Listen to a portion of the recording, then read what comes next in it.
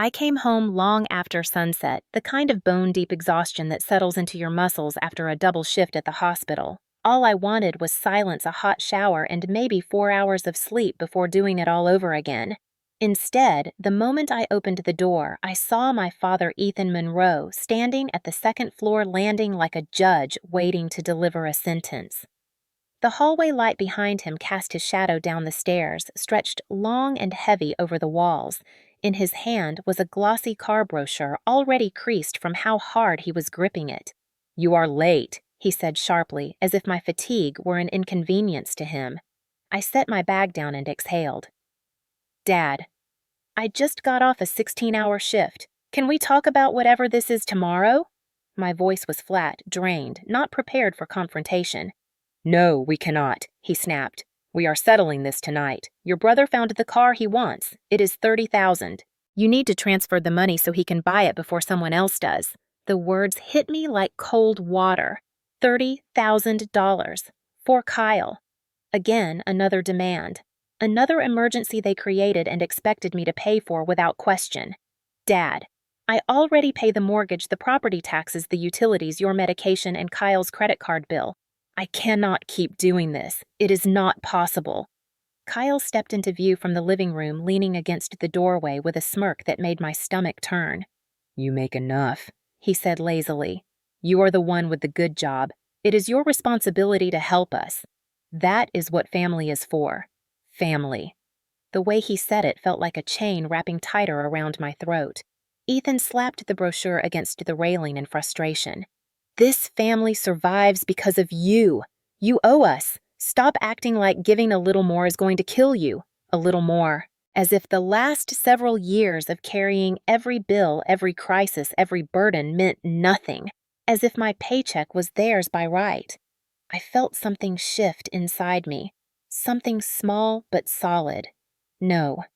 The word came out quiet, but it was the strongest thing I had said in years. They both froze, staring at me like I had spoken in another language. "What did you say?" Ethan asked, voice trembling with anger. "I said no. I am not paying $30,000 for a car. I am not paying for anything until we talk about how things have been." Kyle let out a short, mocking laugh. "She finally snaps, and now she thinks she runs the house." Ethan's face darkened. A flush of red crept up his neck. He stepped closer to the railing, gripping it hard. "You ungrateful child," he growled.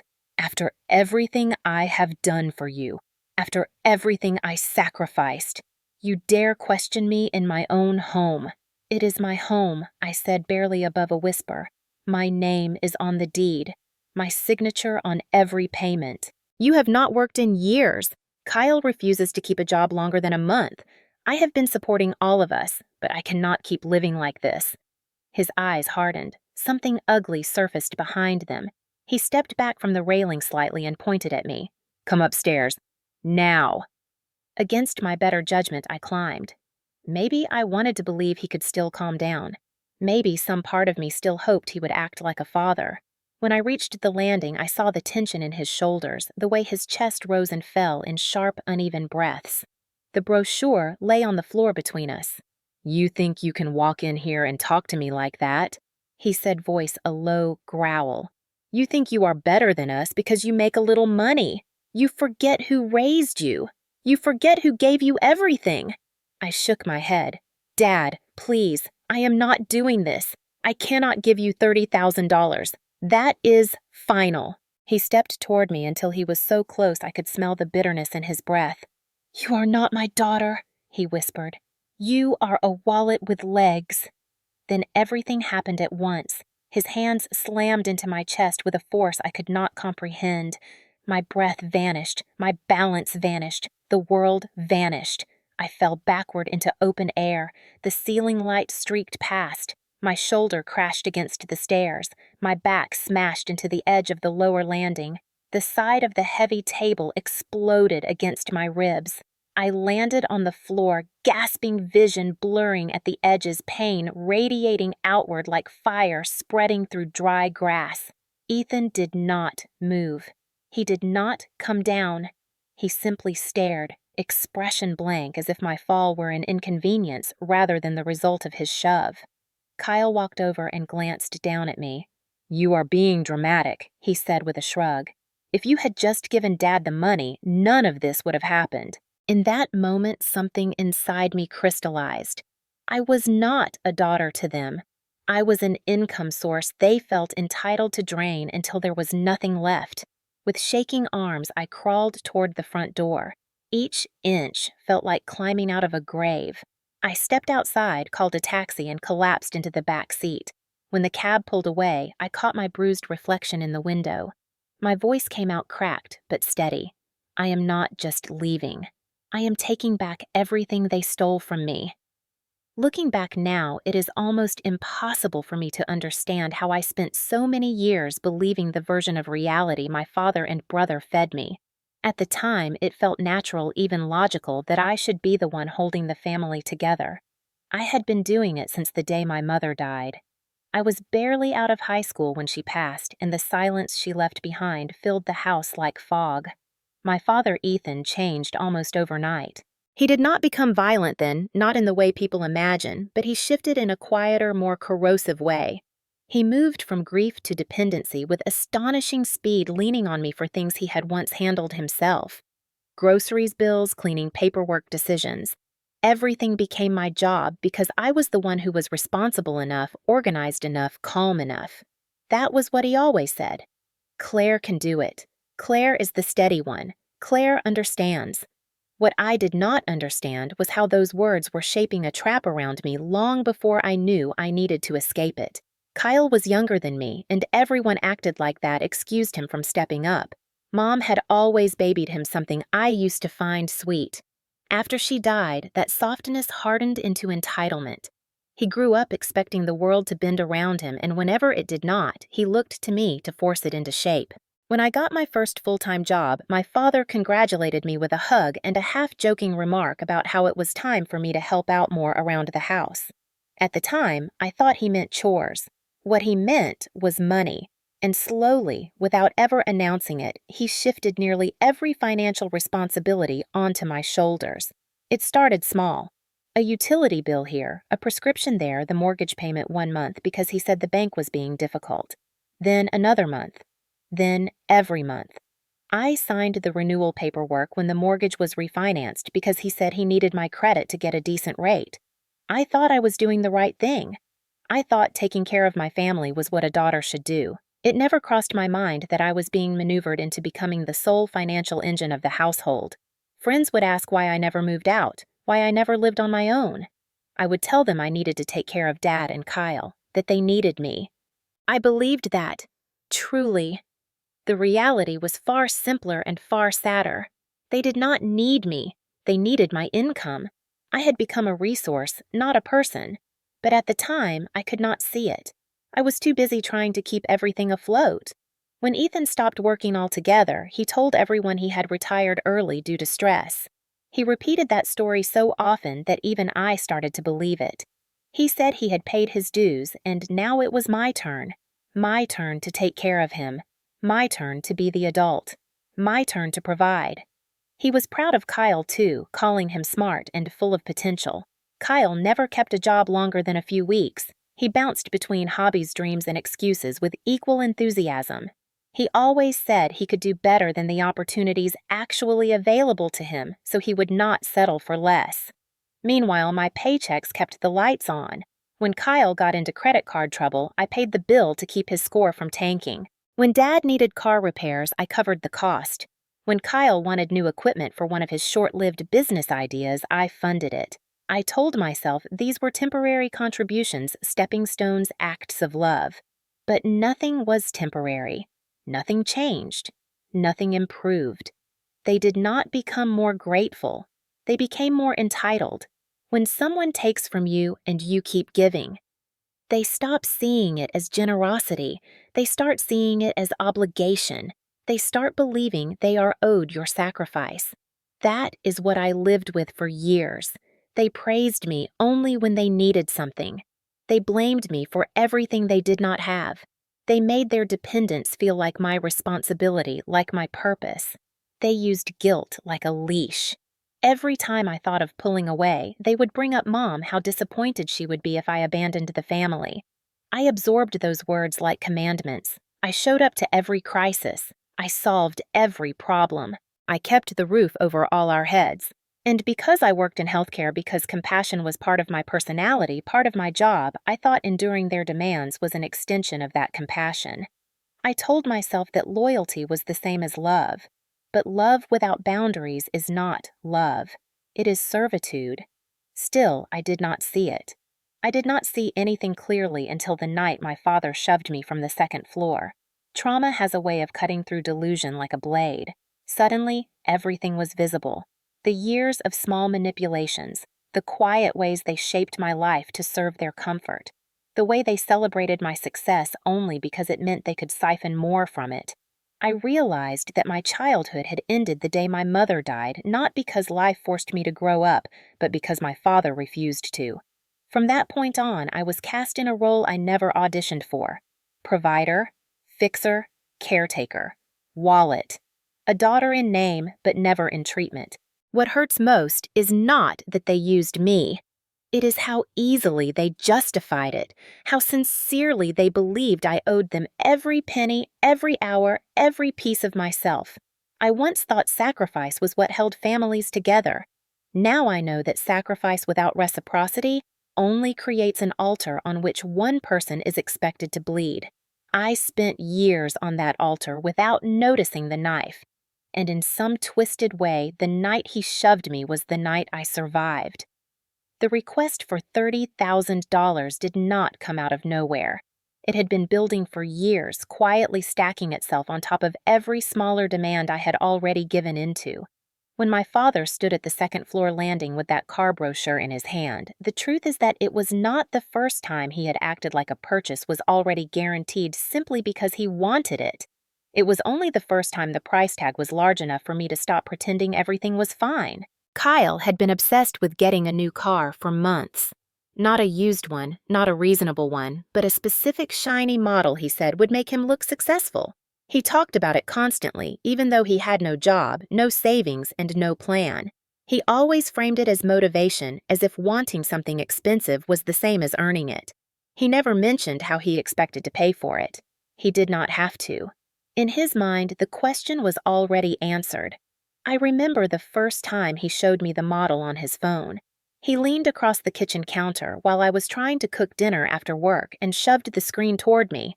"Look at this. Tell me this is not perfect for me."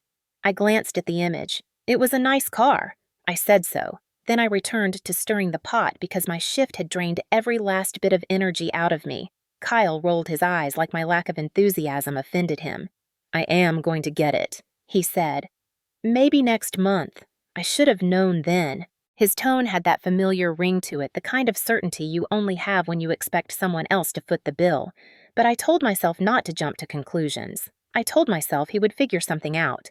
When he casually mentioned that he had gone to a dealership for a test drive, I swallowed my irritation. When he came home bragging about the sound system and the leather seats, I tried to smile. When he began researching insurance premiums as if he were already the owner, I felt a headache bloom behind my eyes. Things escalated quietly. That was always how it worked in my family. Kyle would float an idea. Dad would endorse it. I would be informed of the outcome as if it had always been my responsibility. One evening, I walked into the living room after work and saw Kyle on the phone, pacing with excitement.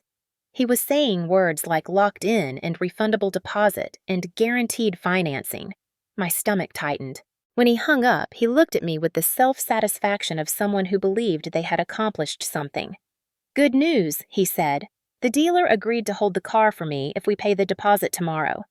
The word "we" made something cold run through me. I asked the question anyway, even though I already knew the answer. "How much is the deposit?" He gave me a confused look, like I was the one being unreasonable. "They need $3,000 to hold it." I laughed a little, a tired, humorless sound.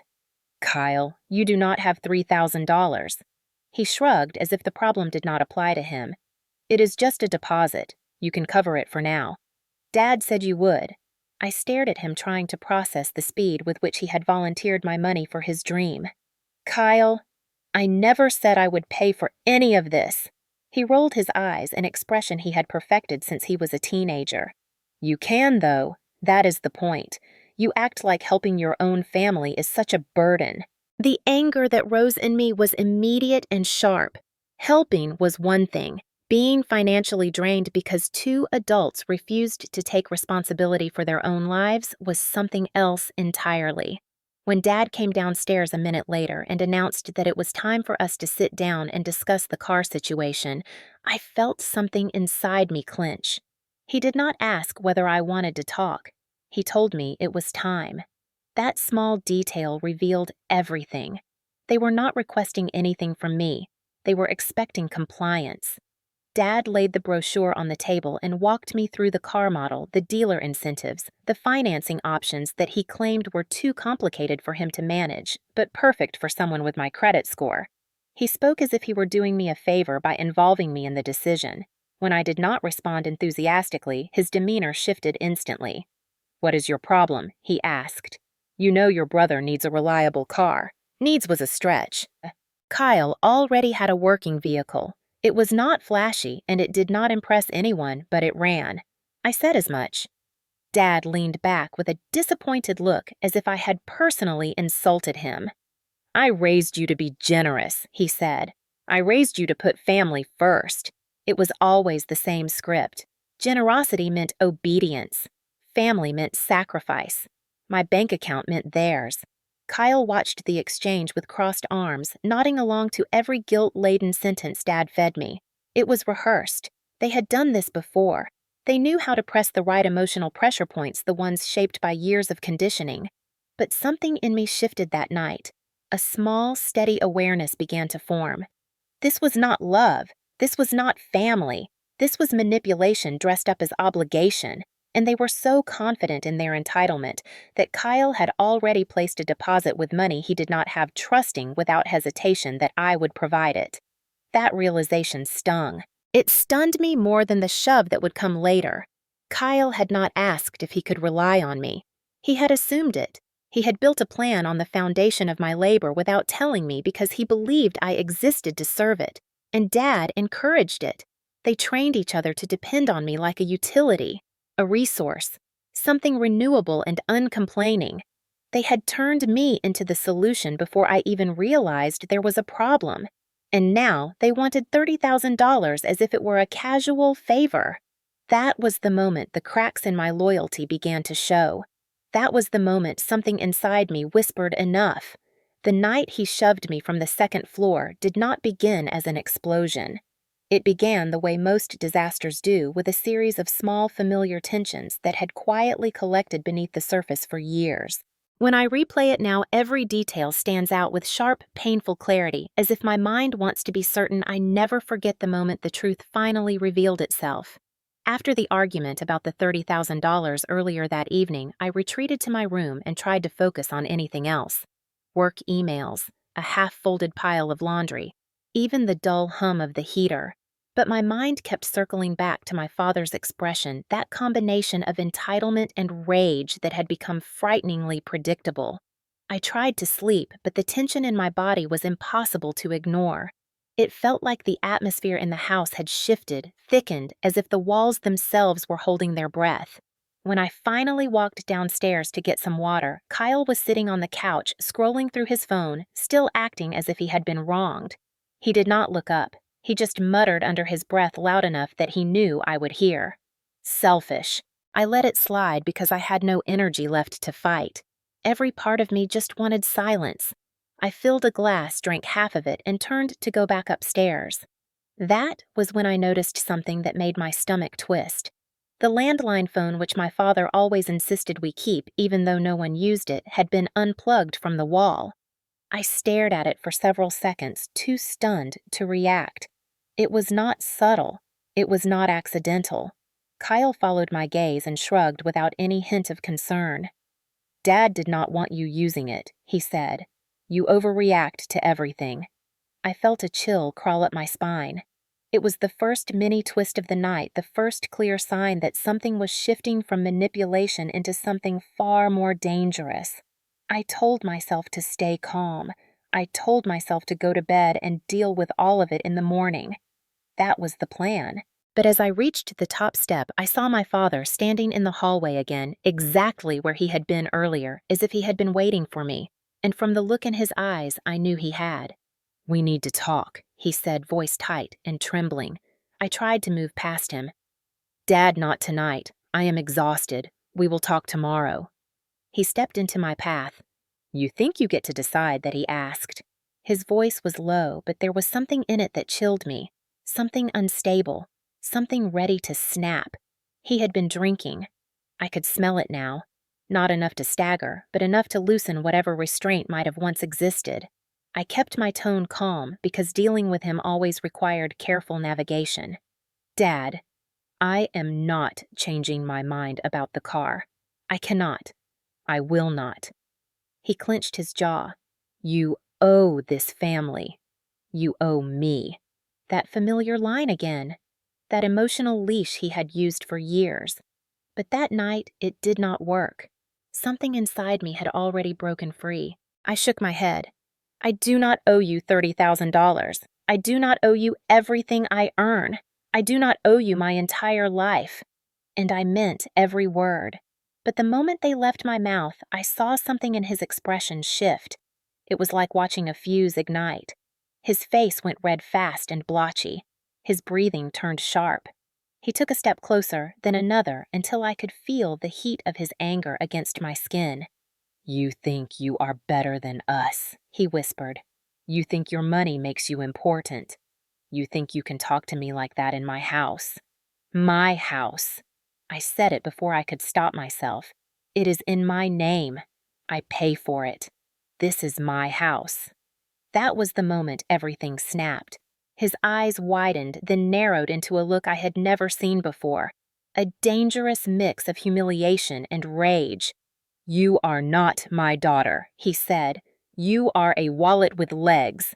Before I could react, before I could take a step back, his hands shot forward.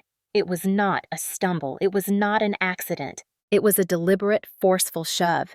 His palms hit my chest with enough power to knock the air out of me. And then I was falling. My back arched instinctively, but there was nothing to grab, nothing to slow the drop. The hallway lights blurred into streaks.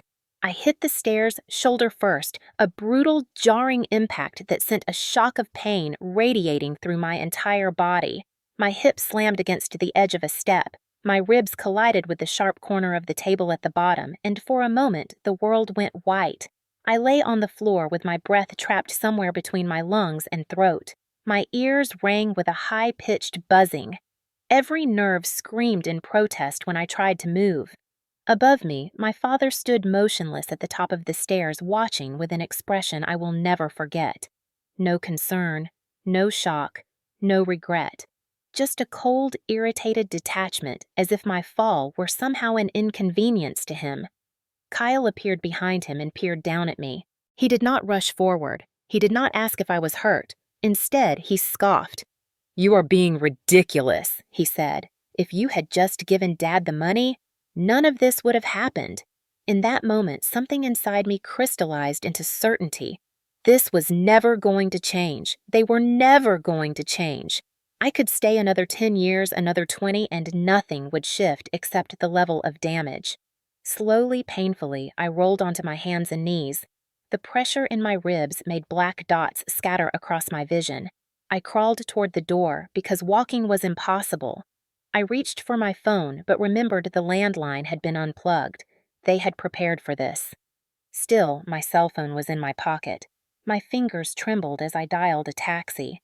The cold air hit me like a slap when I stepped outside. I left the door open behind me because I could not reach back to close it. When the cab pulled up and I sank into the back seat, I saw my reflection in the window, bruised, shaken, alive. And for the first time, I said the words out loud. "I am done." The taxi driver glanced at me through the rearview mirror when I slid into the back seat, but he did not ask questions. Maybe it was the bruises already forming along my jaw, or the way I held one arm stiffly against my ribs, or the tremor in my voice when I gave him the address of the cheapest motel I could think of. Whatever he saw, he chose silence, and in that moment, silence was the only kindness I could handle. As the car pulled away from the house, I stared at the front door still hanging open behind me. The warm, yellow light spilling through it looked almost peaceful from the street, a deceitful glow masking the violence inside. For years, that house had been my responsibility, my burden, my trap. Now, as its shape shrank in the distance, I felt a strange mix of grief and relief twisting inside my chest. I pressed my fingers lightly against my ribs and winced. The pain was sharp, a reminder that this was not a nightmare. It had happened. My own father had shoved me from the second floor. Kyle had watched without lifting a hand, and I had crawled away like someone escaping a predator. I closed my eyes and leaned back against the worn seat, letting the hum of the engine drown out the replay of the fall in my mind. The taxi moved through quiet Colorado Springs streets, passing dark storefronts, shuttered diners, and empty sidewalks. Every streetlight cast a brief glow across my face before fading again like little flashes of interrogation lamps. The longer we drove, the more real everything became. I was leaving, not for an hour, not to cool down. I was leaving for good. But reality came with fear, too. Where would I sleep tomorrow? What would I do if my ribs were fractured? How would I explain this to work? How would I afford a place of my own with so much of my income tied to the house I was fleeing? The questions came fast, too fast to answer, so I focused on breathing one slow inhale at a time. When we reached the motel, the driver stopped beneath a flickering sign advertising nightly rates. The parking lot was mostly empty, and the building had the tired look of places people only check into when they have nowhere else to go. It was perfect for me. I thanked the driver, paid him with shaking hands, and stepped into the cold night air.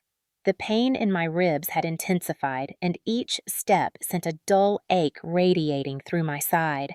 The motel lobby smelled faintly of old coffee and disinfectant. The night clerk was an older man with deep lines etched into his face.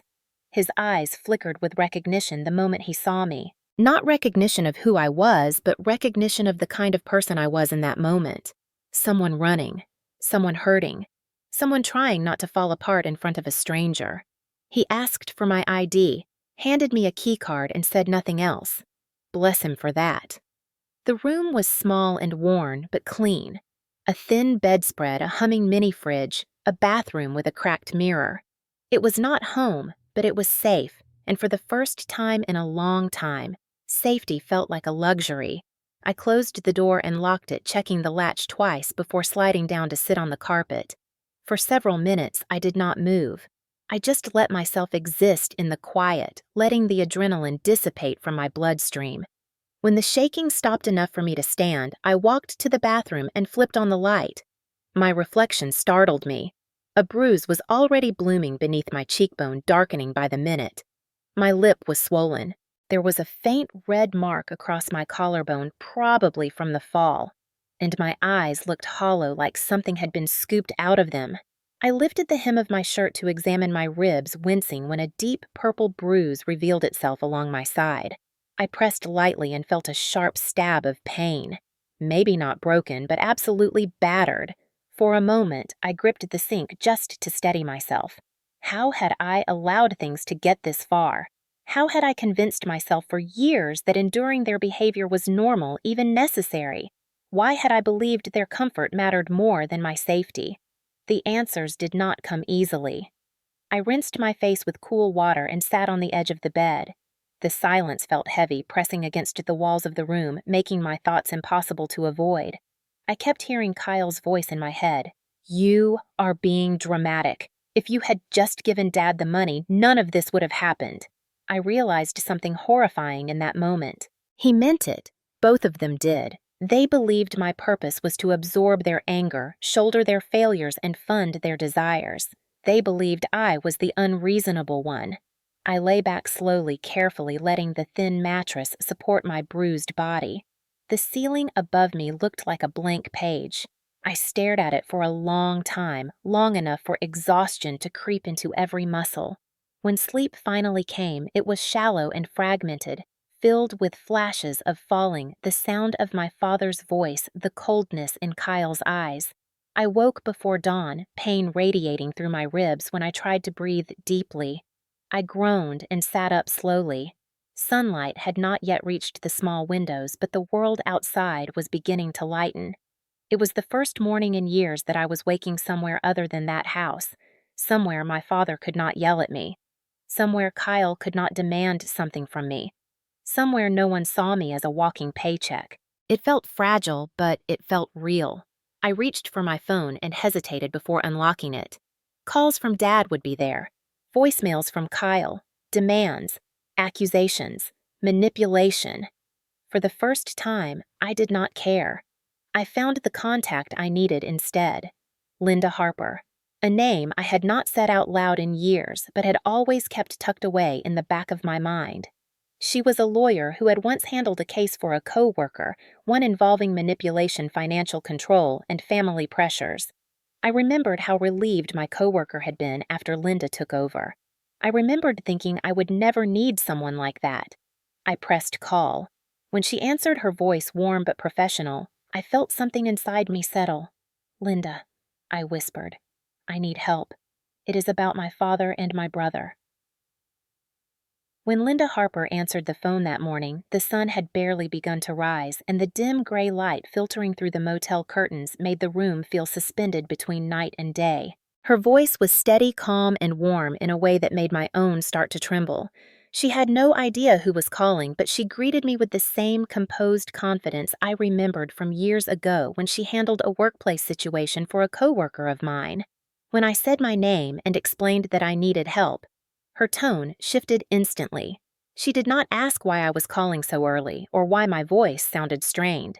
She simply said, "Tell me what happened." The words came out of me in pieces at first. I told her about the argument over the $30,000, about my father's escalating anger, about Kyle's demands, about the years of quiet financial control that I had stupidly convinced myself were acts of family loyalty. Then I told her the part I had not fully processed yet. He shoved me from the second floor. I heard her inhale sharply on the other end. "Are you safe now?" "Yes." "I am at a motel. Can you breathe normally?" "Not really.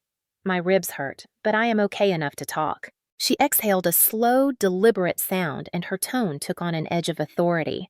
"What your father did is assault Claire. Depending on the details, we may be talking about a felony." I expected the statement to scare me. Instead, it grounded me. Someone was finally naming it for what it was. I told her about the unplugged landline and Kyle's reaction afterward. Linda listened without interrupting, but I could practically feel her taking notes, assembling the situation in her mind. "Claire," she said after a moment, "I want you to hear something clearly. You have been abused for years. Financial control, isolation, guilt manipulation, and now physical violence. This is not normal, and it is not your fault." The words hit me harder than I expected. No one had ever put it in plain language before. I always thought abuse was something dramatic, something obvious, something you could point to. But Linda described the past decade of my life as if she had been living inside my house. She asked for photos of my injuries. I hesitated, not because I did not trust her, but because some part of me still felt ashamed to be showing proof of what my own father had done. But I took the pictures: my cheekbone, the bruise on my ribs, the mark along my collarbone. When I sent them, her response came fast. "These are significant. This is documented harm. Claire, we can use this." Then she asked about the house. "The mortgage documents, the title, who paid what?" When I told her the house was entirely in my name, her tone sharpened again, but this time with a triumphant edge. "That means something very important. Claire, you are not the one who has to leave." "They are." I went silent. It had never once occurred to me that I had the legal right to remove them. Linda continued more gently now. "You have been carrying the entire financial load of that household. Legally and practically, the home belongs to you. And after last night, you have grounds for a restraining order as well as eviction." My throat tightened at the thought. I had fantasized about being free from that house, but hearing an actual lawyer confirm it was possible made something inside me melt and reform at the same time. She asked if I could meet her at her office later that morning. I agreed immediately. Before we hung up, her voice softened. "Claire, I want you to understand that what you experienced last night is not only wrong, but dangerous. He could have killed you. This has to stop now." For a moment, tears stung the corners of my eyes, not from pain, but from the shock of finally being seen. Linda did not question me. She did not minimize anything. She believed me. After the call, I sat on the bed for several minutes, letting everything settle. Fear, relief, anger, hope. It felt like holding all four elements at once. I dressed slowly, each movement careful because of my ribs. When I caught my reflection in the mirror, I barely recognized myself, not because of the bruises, but because of the determination in my eyes. I grabbed my bag and checked out of the motel. The morning air was cold against my bruised skin, but it made me feel awake in a way I had not felt in years. Linda's office was in an older brick building near downtown Colorado Springs with a sign that looked modest but professional. When I walked inside, the warmth and faint scent of coffee wrapped around me like a blanket. Her assistant greeted me kindly, and after a short wait, Linda emerged from her office. She looked exactly as I remembered her, sharp, composed, and quietly formidable. But when she saw me, her face softened with concern. "Claire, come in. Let's get started." I sat across from her as she spread out forms and documents on the desk. She worked with a precision that made me trust her instantly. "Here is what we are going to do. First, we will file for a temporary restraining order. Given the physical injury, the judge is likely to grant it immediately. Second, we will begin the eviction process. Because the home is legally yours, they have no standing to remain there without your consent. Third, we will build a case for assault and long-term financial exploitation.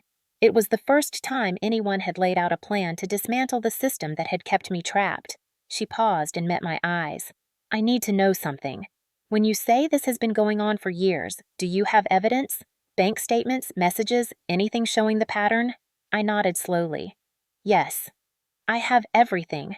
Every bill, every transfer, every text message demanding more." She gave a small nod of approval. "Then we will win this, Claire. We will get your life back." My throat tightened again, but this time it was not from pain or fear. It was from the overwhelming realization that for the first time in years, the future was beginning to open instead of close. I took a long breath, steadying myself. "Okay," I said. "Tell me what I need to do." The moment Linda said we needed documentation, something inside me shifted from fear to purpose. It was as if a switch flipped in my mind.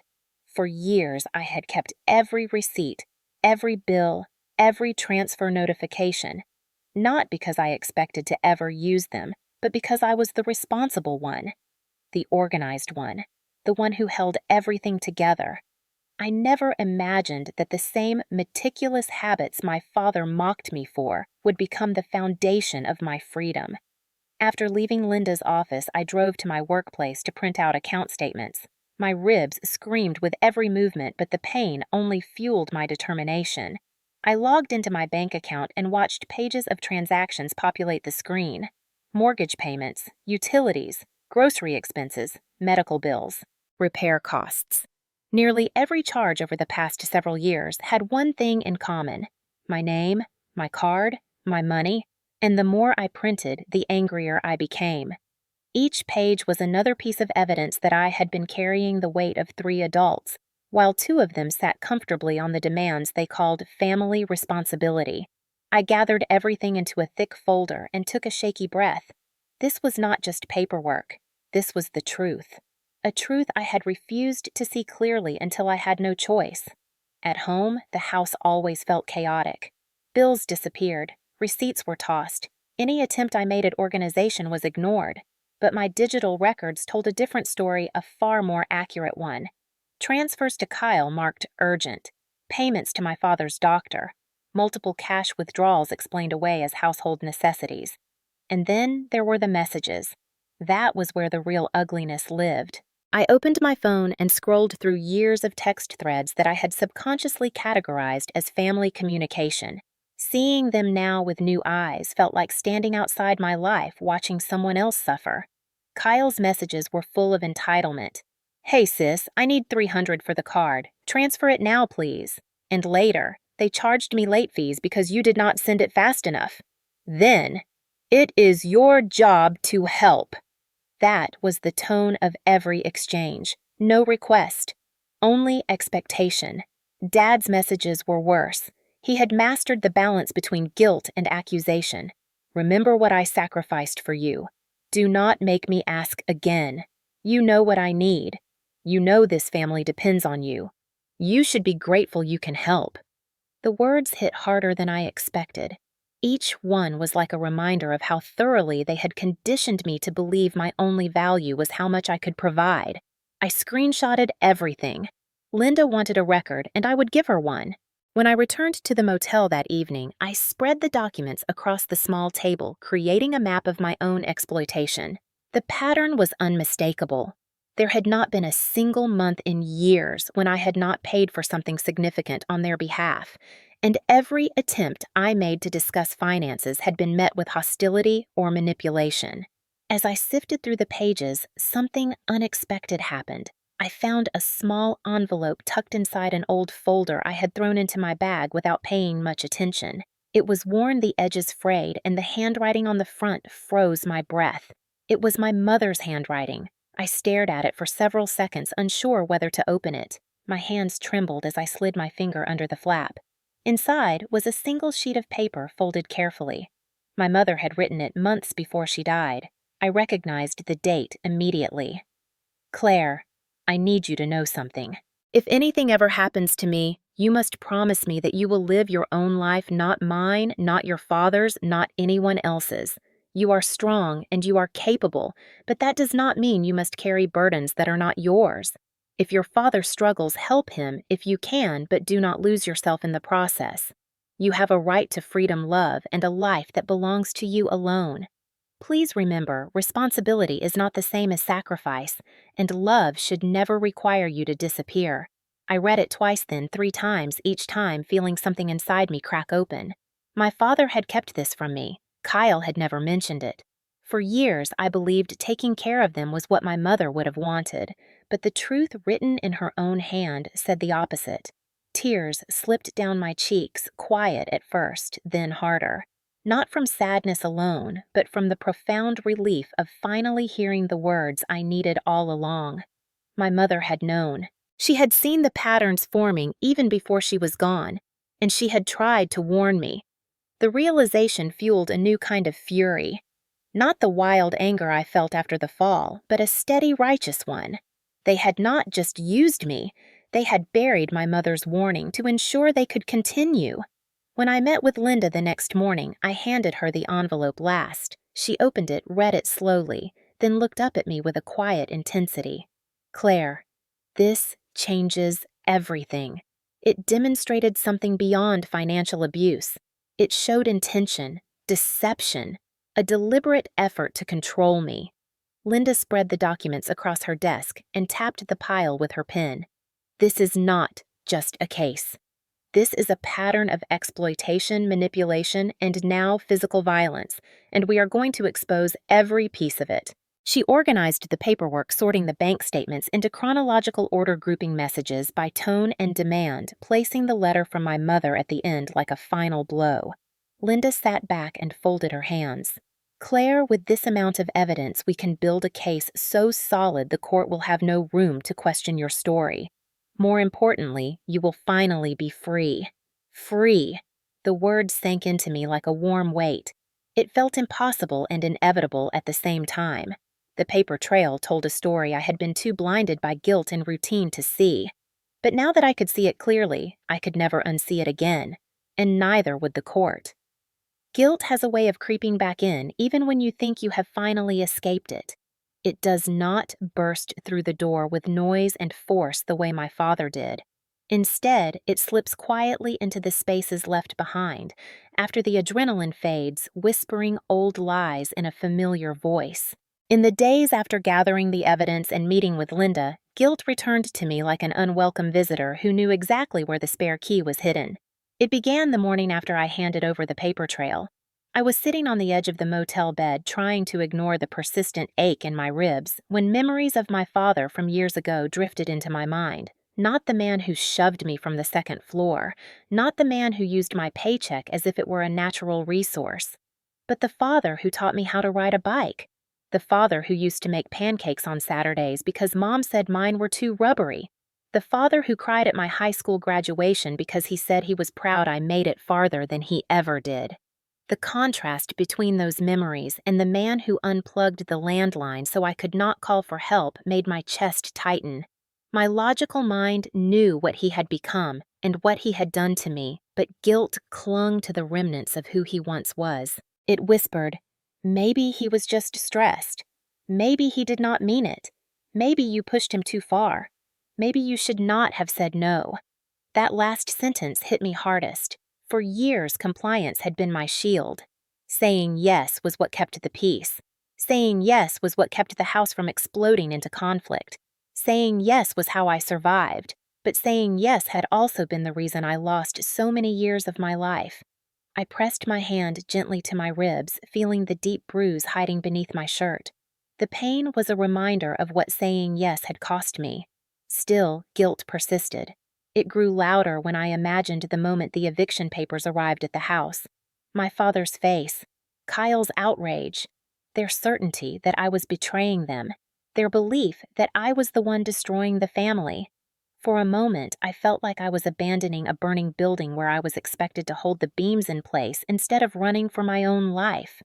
That was when Linda called to check in. She always seemed to know the exact moment I was slipping back into old patterns. She asked how I was feeling, and I surprised myself by answering honestly. I feel guilty. She was silent for a moment, then spoke with a calm firmness that cut straight through the fog in my head. Claire, guilt is the last tactic abusers rely on when they cannot use control. I swallowed. But he is my father. She did not let me finish. And you are his daughter, not his caretaker, not his financial asset, not his emotional punching bag. Family does not excuse what he did to you. She paused, letting the weight of her words sink in. Claire, if you feel guilt, it is because you were taught to feel responsible for his emotions. That does not make the guilt true. It just makes it familiar. I closed my eyes, letting the truth settle over me like a warm blanket and a cold slap at the same time. Familiar did not mean right. Familiar did not mean safe. After the call, I tried to distract myself, but guilt followed me through the small motel room. It lingered in the quiet moments when I had nothing to do but think. It resurfaced every time I pictured Kyle pacing around the house complaining that I had ruined everything. It whispered every time I remembered my father's voice calling me ungrateful. It echoed whenever I imagined what Mom would think if she were alive. That last thought sent a sharp ache straight to my core. My mother had been gentle but strong, the kind of woman who loved fiercely and protected quietly. She had always encouraged independence. She had always told me my life belonged to me. Yet somehow after she died, I twisted her teachings into something unrecognizable. I convinced myself that loyalty meant surrender, that sacrifice meant love, and that endurance meant strength. But then I remembered her letter, the trembling handwriting, the plea she wrote in a moment of clarity before illness took her strength. Do not lose yourself in someone else's needs. Do not disappear. I read her letter again and again and again until the words engraved themselves into my chest. That letter became a counterweight against the guilt that tried to pull me backward. Every time guilt resurfaced, I repeated her words in my mind like a mantra. You have a right to a life of your own. Still, guilt is stubborn. It flared again when the motel manager knocked to remind me the weekly rate was due. When I hesitated before paying, imagining how much my father would criticize such a waste, I realized that even my spending habits had been shaped by them. For years, money was something I earned but never truly used for myself.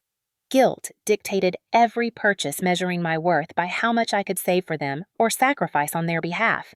Now I was spending money on survival, and guilt tried to make even that feel indulgent. Later that evening, while reviewing the paperwork Linda had emailed me, guilt crashed back with full force when I read the section about restraining orders.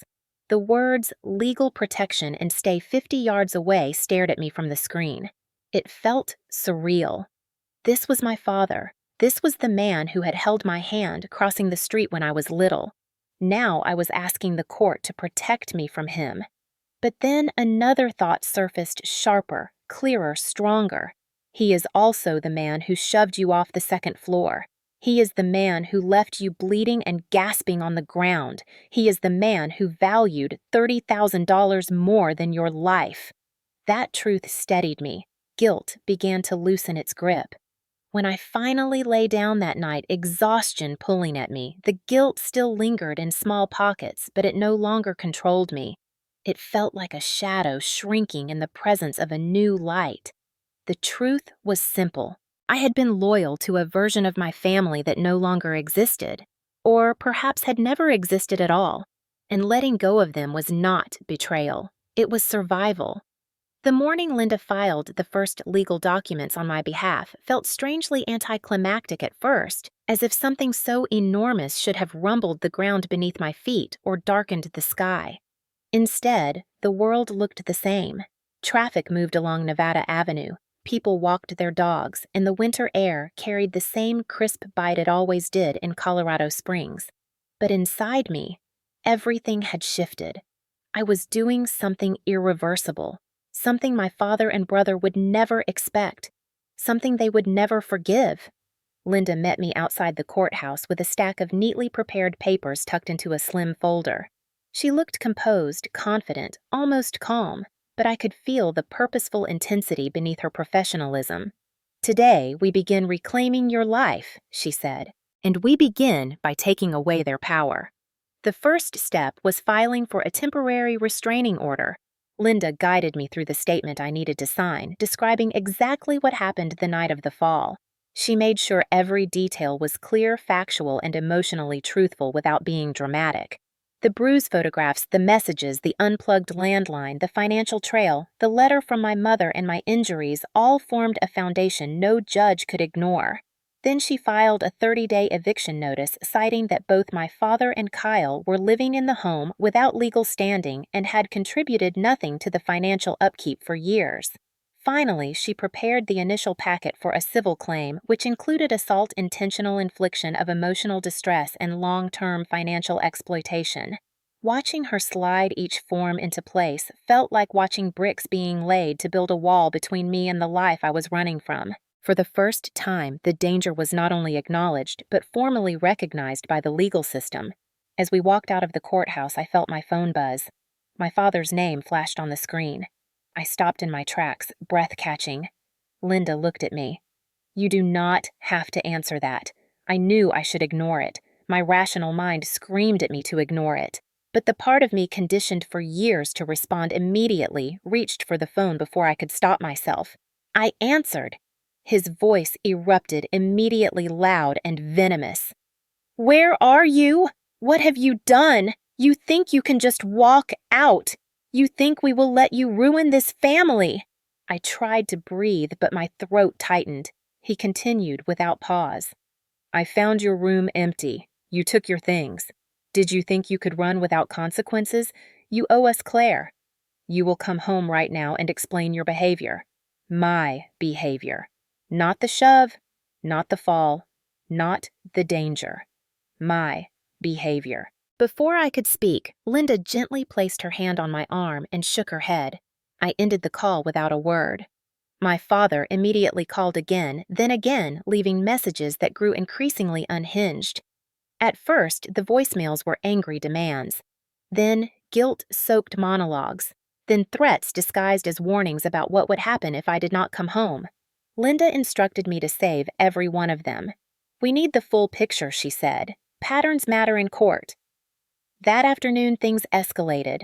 Kyle began posting on social media complaining that I had abandoned the family and that I was manipulating legal systems to punish my own father. He conveniently omitted the part where my father shoved me off a landing. He also omitted the part where he called me dramatic while I lay bruised on the floor. But the posts served a purpose. They showed hostility denial and an attempt to control public perception. Linda collected screenshots with the precision of someone who had done this many times before. Everything they do is helping us. People like your father and brother always reveal themselves. Later that day, something unexpected happened. A neighbor named Mrs. Henderson, who lived 2 houses down from my childhood home, sent me a message. "Claire, dear, I heard shouting the night you left. Is everything all right? I hesitated before replying, unsure how much to reveal.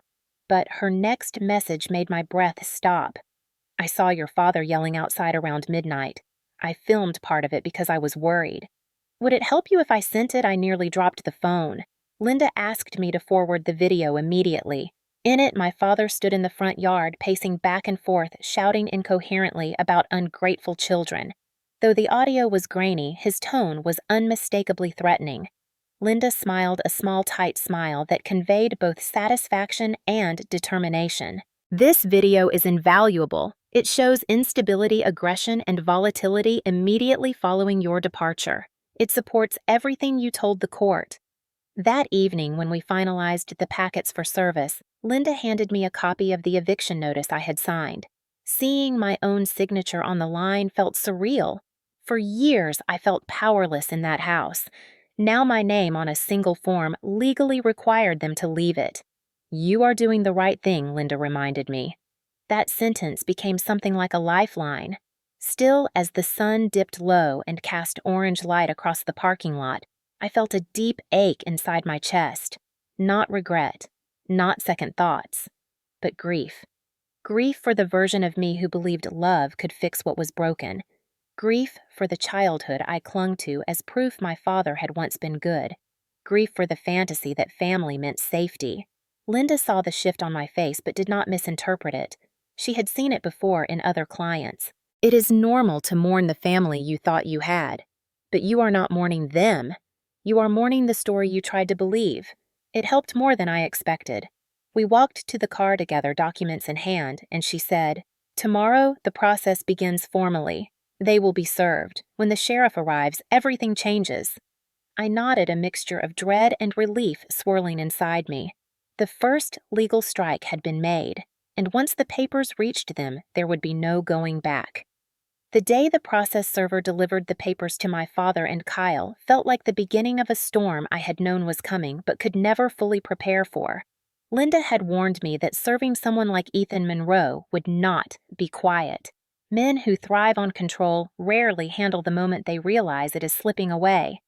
From the moment I woke up in the motel room, I felt an electric tension humming beneath my skin. Every vibration of my phone made me jump. Every car door outside made my heart stutter. By noon, Linda called with a calmness that contrasted sharply with the thundering in my chest. "They will be served within the next hour. I want you to silence your phone, stay inside, and do not respond to anything that comes through." This is the part where they panic. Panic for people like my father and brother did not look like fear. Panic looked like rage. The process server assigned to our case was a retired Marine named Paul who had done this hundreds of times. He knew exactly what he was walking into. He drove to the house on a quiet Thursday afternoon when most neighbors were either at work or running errands. The sky was a pale winter blue, deceptively peaceful. I imagined the moment he walked up the path past the cracked concrete I used to trip over as a child, past the porch where my father smoked late at night, past the window that once held holiday decorations but now sat bare. Paul later described the scene to Linda with clinical clarity. My father opened the door with the irritation of a man who believed any interruption was beneath him. His arms were crossed, his expression set in permanent annoyance.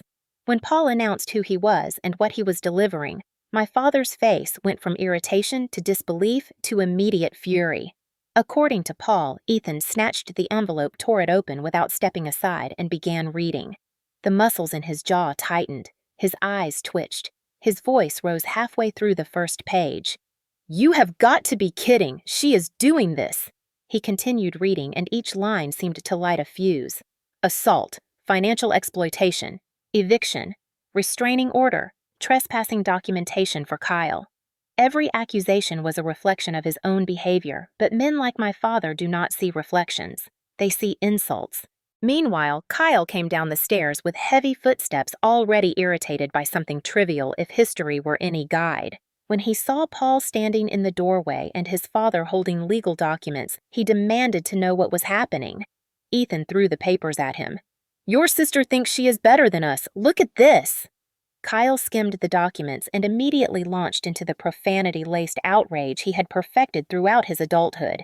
He yelled that I was dramatic, that I was hysterical, that I was ungrateful, that I had betrayed them, that the fall was my fault for standing too close to the railing.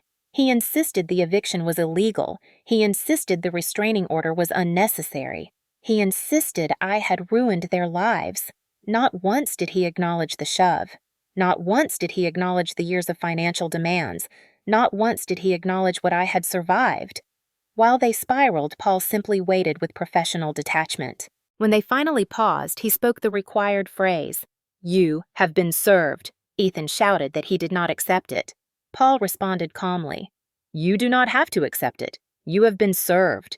Then he turned and walked away. That simple act of leaving, of turning his back on my father without fear, seemed to enrage Ethan more than the papers themselves. He slammed the door so violently the window rattled. Minutes later, the storm reached me. My phone lit up with call after call.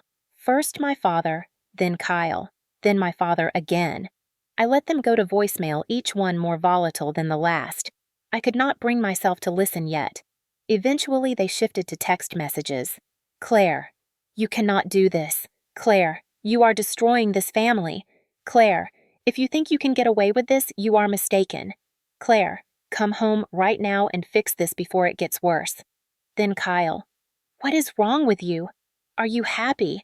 Dad is losing it because of you. You are sick for doing this.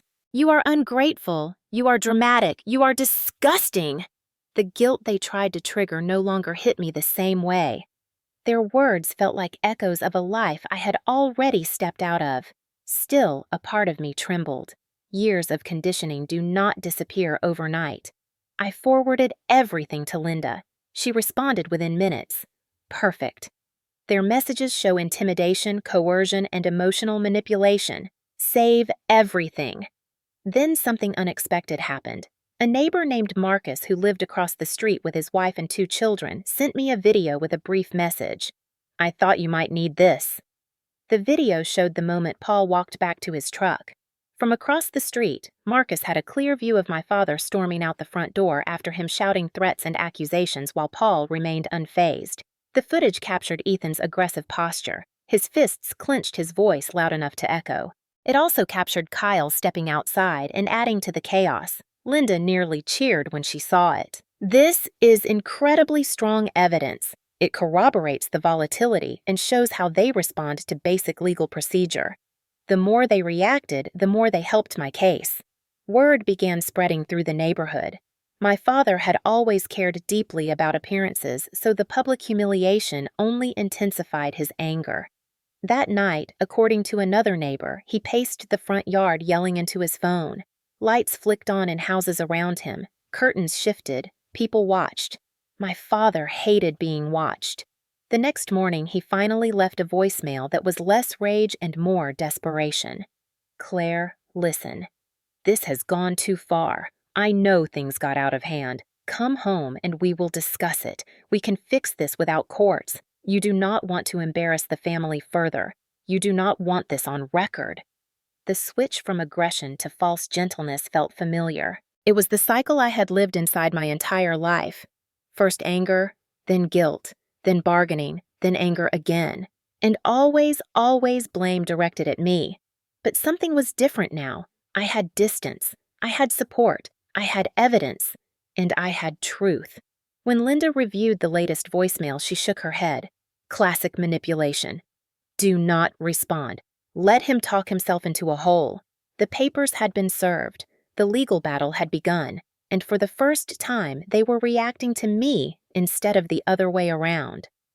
The backlash began before dawn the next morning, starting as a low hum beneath my ribs and growing into a suffocating pressure that followed me everywhere I went. I woke up at the motel to the vibration of my phone against the nightstand, the screen lighting up in frantic pulses. 7 missed calls from my father, 4 from Kyle, 2 unknown numbers, 3 voicemails, 16 text messages. Linda had warned me this would happen. When people like Ethan and Kyle lose control, their desperation shows itself in waves that alternate between rage and self-pity. Still, seeing it unfold in real time was overwhelming. I turned the phone face down to catch a breath, but the vibrations continued like an alarm I could not silence. When I finally gathered enough resolve to flip the phone over again, the first message I opened was from Ethan. I hope you are proud of yourself. I hope this is what you wanted. I am here dealing with the mess while you hide like a coward. Then another. You think the court will believe you, Claire? They will see what you are doing. You are destroying your own family. Then another. I did not push you. You slipped because you were hysterical. Kyle saw it. He will testify. Then a voicemail. Claire, listen to me. This is your father. You are making a mistake you cannot undo. You have always been dramatic, but this is different. You go through with this and you will regret it. You will not have a family left. The shift in tone was whiplash. From fury to guilt to rewriting history, all packed into 3 messages. Kyle's messages were no better. They were shorter but more vicious. You insane, you trash, you fake victim. You think you can ruin our lives. Good luck at court. Dad is going to bury you. Another one. You owe us.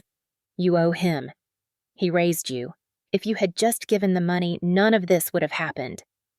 The familiar sting of guilt rose in my chest, the old reflexive response their words always triggered.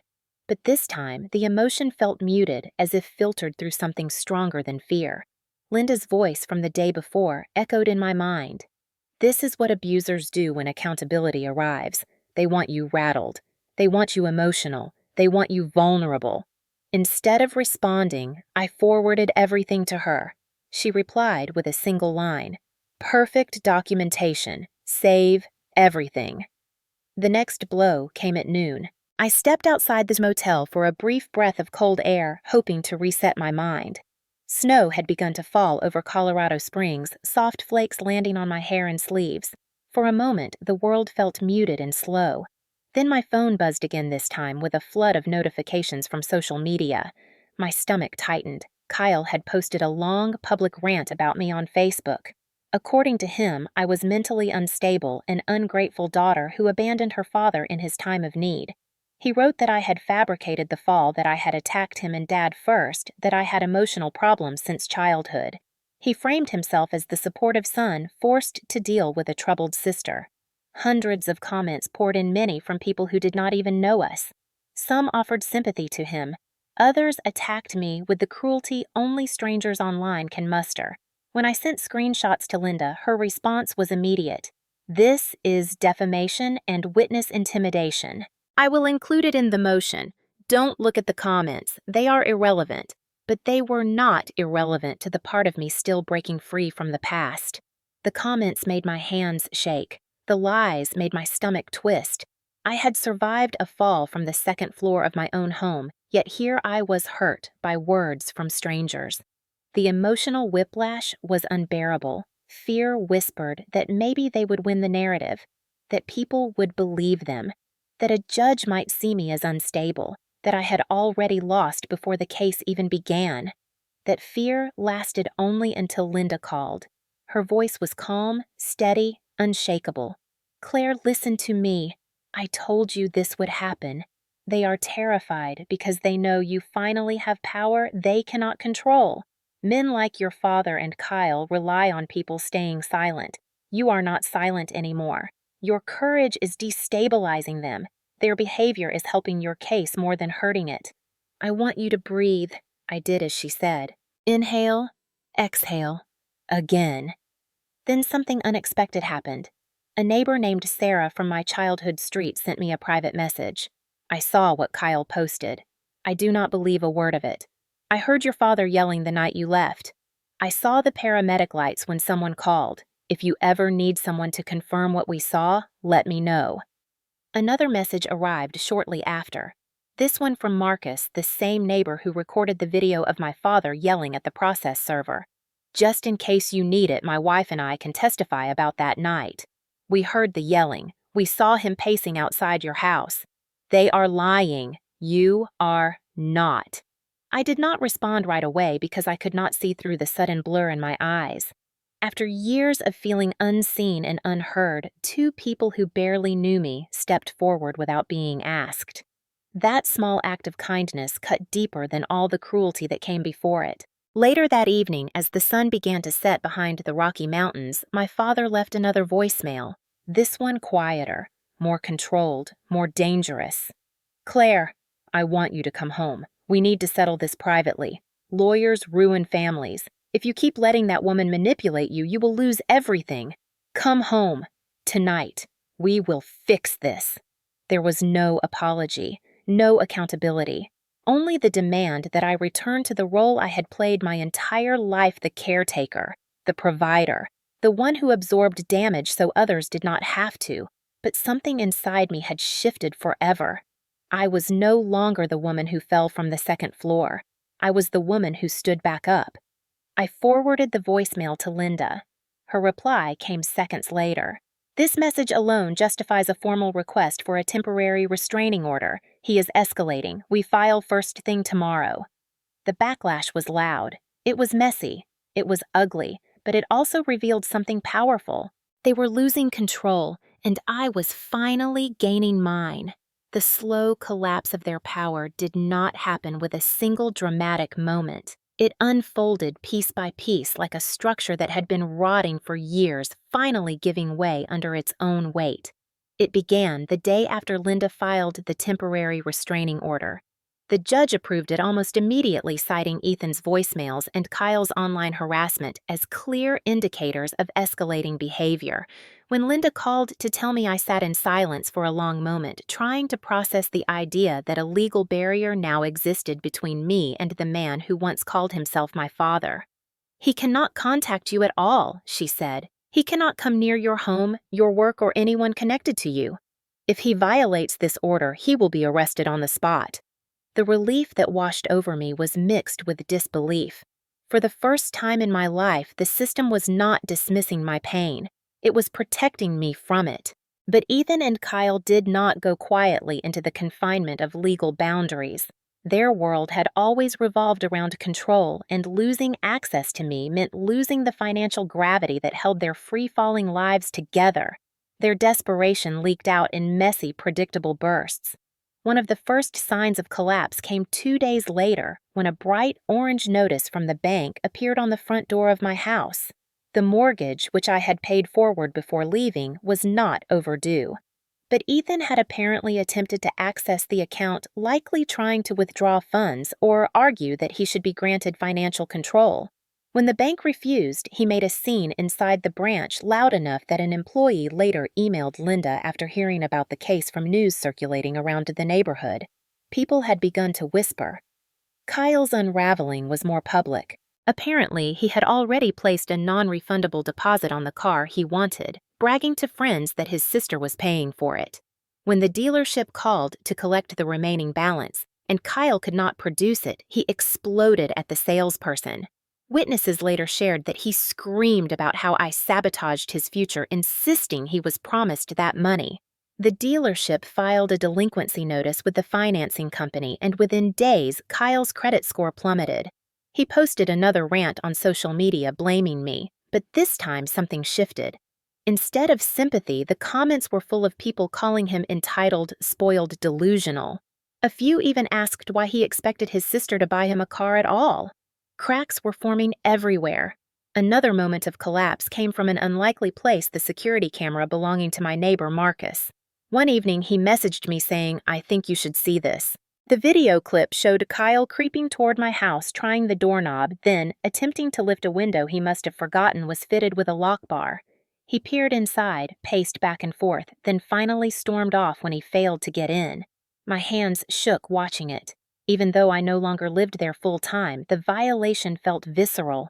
He had no right to enter the house. He had no right to touch anything inside it. Linda reacted immediately. "This is perfect evidence," she said. "Trespassing, potential burglary intent.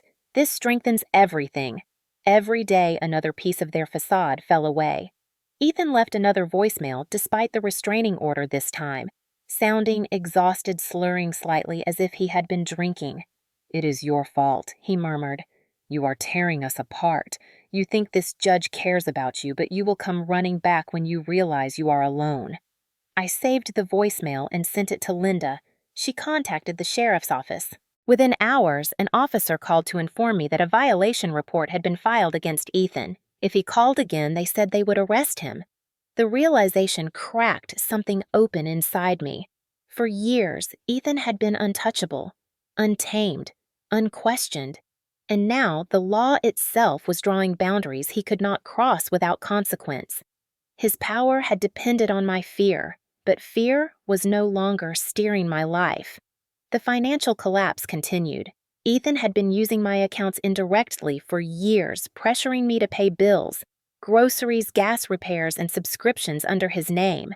Without my money flowing freely into the household, bills began piling up immediately. The electricity bill went unpaid. Insurance notices arrived. Kyle's cell phone line, which had been on my plan, was shut off when I removed him from the account. Each disconnected service struck at the false stability they had built around themselves. Linda kept reminding me, their world depended on you carrying it. When you stepped out, the whole thing lost its foundation. They are falling because you stopped holding them up. One afternoon, I drove past the house after running errands. I stayed on the opposite side of the street engine, idling. The blinds were half torn, the porch light flickered, and a stack of mail lay unsorted on the welcome mat. It looked abandoned, though I knew they were inside somewhere, stewing, plotting, sinking. I should have felt victorious, but the emotion that bubbled up was stranger, heavier. It was grief, not for them, but for the years I lost believing I owed them everything. That grief was interrupted by a message from Sarah, the neighbor. She wrote, "They were screaming again last night. Something about money. Doors slamming. It looks like things are getting worse. I am so sorry you lived with that." Another brick fell. The truth was spreading. Their reputation was slipping. Their grip on the narrative was failing. But the moment I realized just how far their collapse had gone came when Linda called late one evening. "Claire," she said, her voice steady. "The judge reviewed the restraining order extension and the evidence we added. He scheduled a hearing sooner than expected." "This is really good news. It means the court is taking this seriously." I pressed my forehead into my hand, letting the words settle. For the first time, the system was not dismissing me or minimizing what happened. It was moving in my favor. Their collapse was slow, painful, and inevitable. Their power was not taken from them. It crumbled because it had nothing real holding it up. The morning the sheriff arrived began like any other winter day in Colorado Springs, a thin layer of frost clinging to car roofs and the muted sun casting a pale wash across the sky. I woke in my motel room with an ache crawling across my ribs, a dull reminder of the fall from the second floor, but it did not hurt the way it once had. Pain had become background noise.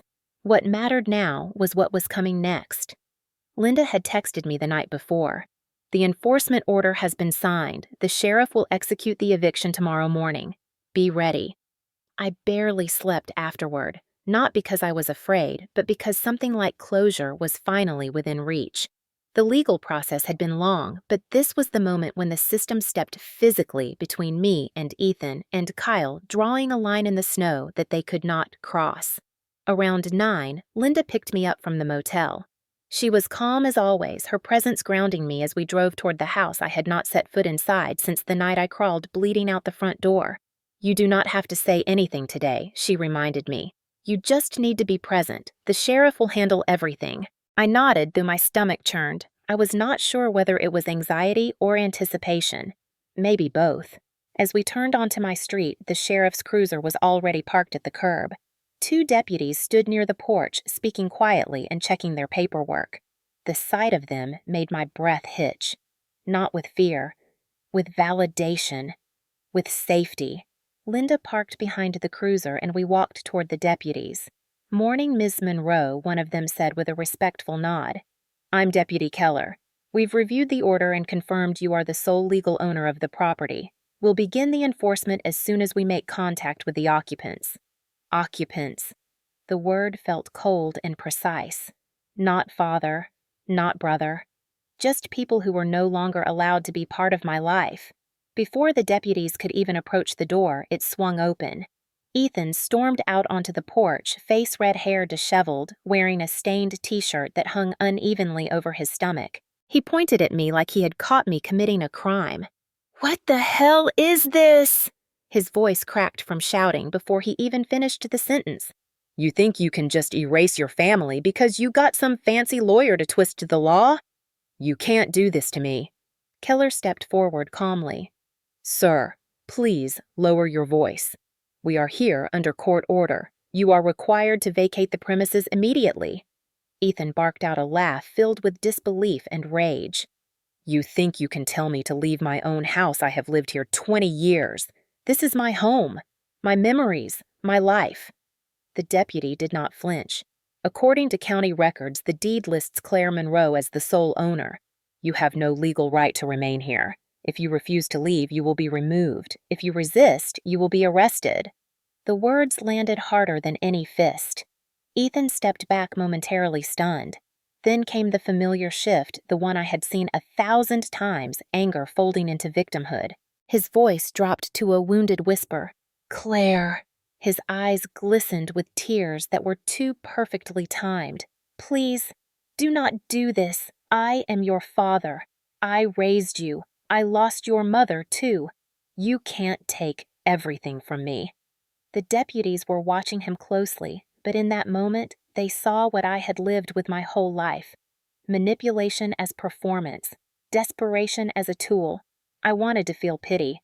I wanted to feel something. Instead, I felt nothing at all. Kyle appeared behind him, still half asleep, rubbing his face. What's going on? Why are cops here? He spotted me and scowled. Seriously? You couldn't just give Dad the money. You had to go nuclear. Are you proud now, because you look pathetic? Deputy Keller lifted a hand. Sir, you also need to vacate. You are not listed as a tenant. You have no tenancy rights. You must gather your belongings and leave immediately. Kyle scoffed. This is a joke, a complete joke. You people have no idea what she's really like. She acts like a saint, but she's crazy. Ask anyone. Ethan nodded vigorously. Yes. She's unstable. She's making this up. She fell because she tripped. She attacks people. She exaggerates. She needs help. Keller turned to me. Would you like to give a statement at this time? I shook my head. No. Everything I have to say is in the file. Kyle's face twisted with contempt. Of course. Miss Perfect always hiding behind paperwork. Always playing the victim. Keller looked at him evenly. Sir, gather your belongings now. We are beginning enforcement. When the deputies stepped inside, Ethan tried to block the doorway, spreading his arms wide. No one touches my things. No one tells me where to go. This is illegal. I will sue all of you. Keller's partner, Deputy Ruiz, spoke calmly but firmly. Step aside now. This is your final warning. Ethan refused. He squared his shoulders jaw tight. I'm not moving. This is my house, and you people have no authority over me. Ruiz signaled to Keller. In a swift, controlled motion, the deputies moved him aside. Ethan jerked back, shouting about rights and corruption and family betrayal, but his voice sounded smaller now, echoing into the cold morning air. Kyle cursed as he stomped around the living room, shoving clothes into a torn duffel bag. Are you happy now? He snarled. You ruined everything. You think a judge will believe you forever? Judges change. People change. Dad and I will get the truth out. When they stepped outside with their bags, Kyle walked right up to me. For a moment, it looked like he might charge forward, but Keller stepped between us instantly. Do not take another step. Kyle sneered. She deserves worse than what she got. If she had given Dad the money, none of this would have happened. I met his glare with a calm I didn't know I possessed. If you truly believe that, then this was never a family. Ethan spat on the snow near my boots. You'll die alone. Ungrateful children always do. Ruiz lifted his radio. Sir, that is enough. Keep moving. The deputies escorted them down the walkway and out to the sidewalk. A neighbor or two peeked through curtains. For once, the shame was not mine to carry. When the door finally closed behind them, silence rushed into the house like fresh air. Linda placed a hand on my shoulder. It is done, Claire. The house is yours again. And for the first time in years, it felt like it. Walking back into the house after the sheriff cleared Ethan and Kyle out felt like crossing the threshold of a past life, one I had abandoned in a single night, but that had clung to me in ways I was only beginning to understand. The moment the door shut behind me, the silence pressed in from every corner, a hollow echo where shouting used to live. For a second, I just stood there, my hand on the doorknob, unsure if my legs would carry me farther inside. Linda stood beside me, giving me space, not speaking. She knew this moment was not legal, not procedural. It was personal, emotional, the kind of unraveling that comes when you face the ruins of a place that was supposed to be home. I stepped forward slowly, every sound magnified. The faint creak of the floorboards, the quiet hum of the refrigerator. Even my own breath seemed too loud. The living room looked both familiar and foreign, as if the house had aged while I was gone. Blankets tossed over the couch, empty soda cans on the coffee table, a half-eaten sandwich abandoned on a plate. Nothing about the place felt like mine anymore, even though legally it always had been. But the strangest part was the smell. The house had always smelled like lemon cleaner when I lived here because I scrubbed it every weekend. Now it carried the stale scent of neglect, a mixture of old socks, fried food, and the heaviness of people who never cleaned up after themselves. It struck me harder than I expected. This is what happens when you stop holding everything together. You see what they were never willing to do. Linda walked ahead, slightly scanning the room. Do you want to go through it alone? I shook my head immediately. No, not yet. I do not trust myself alone here today. She nodded. Then I'm right here. We moved deeper into the house, each step peeling back layers of memory. The dining table was covered in unopened mail, fast food wrappers, even a stack of unpaid utility bills addressed to me. And for a moment, guilt surged in my chest, sharp and familiar. But then, I realized something important. These bills weren't mine. They were the evidence of what I had carried for years. A burden disguised as responsibility. The kitchen was worse. Dishes stacked so high in the sink that they formed a precarious tower, everything stained and crusted. Grease splattered across the stove, a trail of dried cereal glued to the floor. My hands trembled not from anger, but from the weight of understanding. They expected me to come back and fix all of this. They believed I would always return to my role as the cleaner, the provider, the one who patched holes and made everything whole again. But the truth was laid out in moldy dishes and unopened envelopes. They never valued me. They valued what I did for them. Linda touched my elbow gently. You don't have to do anything today.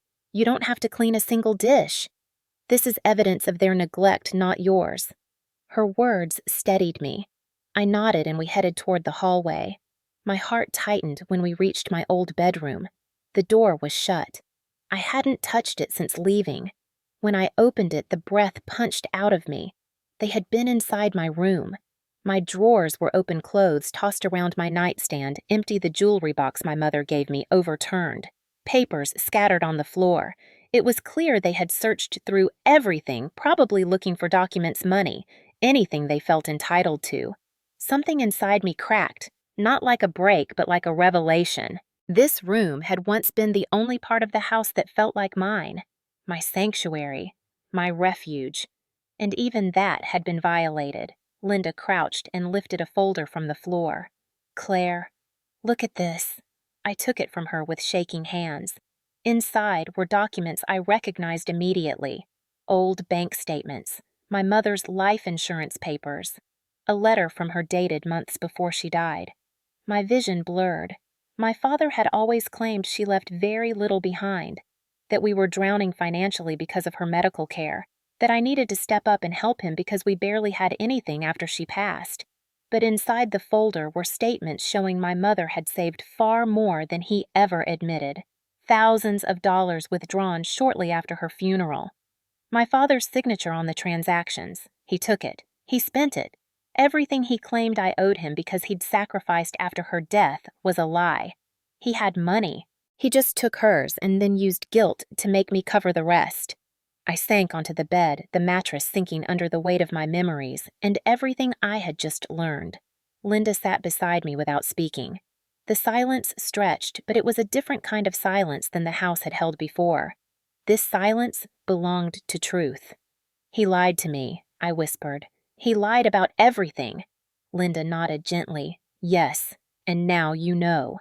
And now It is yours to decide what to do with that truth. I wiped my face with trembling fingers, not even realizing when I started crying. These were not tears of grief. They were tears of release, of finally seeing everything clearly instead of through the fog of obligation and fear. After a long moment, I stood up. I scanned the room again this time, not with pain, but with understanding. This house was not a failure. It was a record, a timeline of what I survived, a testament to everything I endured and everything I was finally becoming free from. When we left the bedroom, I turned the light off behind me. It felt symbolic. A chapter closed. As we made our way back toward the front door, Linda asked softly, "Are you ready to go for today?" I nodded. Yes. But before stepping outside, I looked back at the house one more time, and for the first time, the place did not feel like a burden or a battlefield. It felt like something I was reclaiming piece by piece, not because I wanted to live here again, but because this time I was walking out the door on my own terms. The court battle began long before we ever stepped foot inside the courthouse. In the weeks leading up to the hearing, every day felt like a test of endurance, as if the universe was determined to see whether I would crack under the pressure of facing the two people who had benefited the most from my silence. But I did not crack. With every document Linda gathered, every voicemail we added to the file, every screenshot of Kyle's slander, and every neighbor statement that came in, my resolve strengthened. Still, nothing could fully prepare me for the emotional weight of the trial itself. The courthouse in downtown Colorado Springs always intimidated me with its tall stone pillars and echoing hallways, but on the morning of the hearing it felt even larger, as if the building itself was aware of the history I was dragging inside it. Linda met me at the entrance with her briefcase in hand. She looked calm, focused, composed in a way that helped slow the frantic pounding in my chest. "Remember," she said in a quiet but firm voice, "this is not about proving you are a good daughter. It is about proving what they did. The responsibility does not fall on you. The truth is already on your side." I inhaled deeply and nodded through my stomach twisted with nerves. We entered the courtroom, the air cool and sterile with the familiar scent of polished wood and old paper. Ethan and Kyle were already seated at the defendant's table. Seeing them again felt like touching a bruise that had not healed. Ethan wore a worn suit jacket that did little to hide the bitterness tightening his jaw. Kyle slouched in his seat, arms crossed, eyes darting around the room in an attempt to look bored, though the tension in his shoulders betrayed him. When their eyes met mine, both of them glared as if I had betrayed them beyond repair, as if betrayal required equality. The judge entered and everyone rose. He was an older man with a steady gaze and a voice that carried authority without effort. Once seated, he adjusted his glasses and began. "We are here today to review the restraining order extension request, the eviction enforcement documentation, and the civil claims involving assault and financial exploitation." The words echoed across the room, settling heavily between us. Linda went first, presenting the case with crisp, precise language. She laid out the timeline clearly, starting with the years of financial dependence, followed by the escalating demands, the threats, the assault, and the digital harassment. Every piece of evidence slid into place like a puzzle she had spent her entire life learning how to solve. We submitted photos of my bruises, copies of Ethan's voicemails, Kyle's messages, the social media posts, and the neighbors' witness statements. When Linda played the audio from Ethan's message where he said I was a wallet with legs, the courtroom stiffened. Even the judge's brow tightened. But it was the video from Marcus's camera that shifted the entire room. In the clip, Ethan could be heard yelling from the porch the night the eviction notice was served. Kyle lingered behind him, shouting profanities into the street. Their rage was undeniable, unfiltered, and unmistakably threatening. When the video ended, a heavy silence settled over the room. The judge looked at them sternly. "Is there any dispute that this is you in the recording?" "Mr. Monroe?" Ethan shifted in his seat. His lips tightened.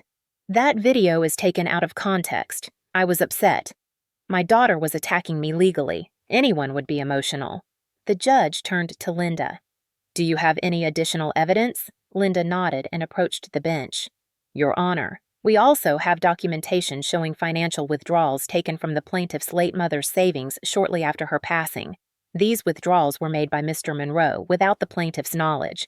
She handed over printed statements. Ethan's face blanched as the judge skimmed the pages. He looked back up with a raised eyebrow. "Mr. Monroe, can you explain these transactions?" Ethan stammered, his composure slipping. "That money was used for expenses, hospital bills, funeral costs.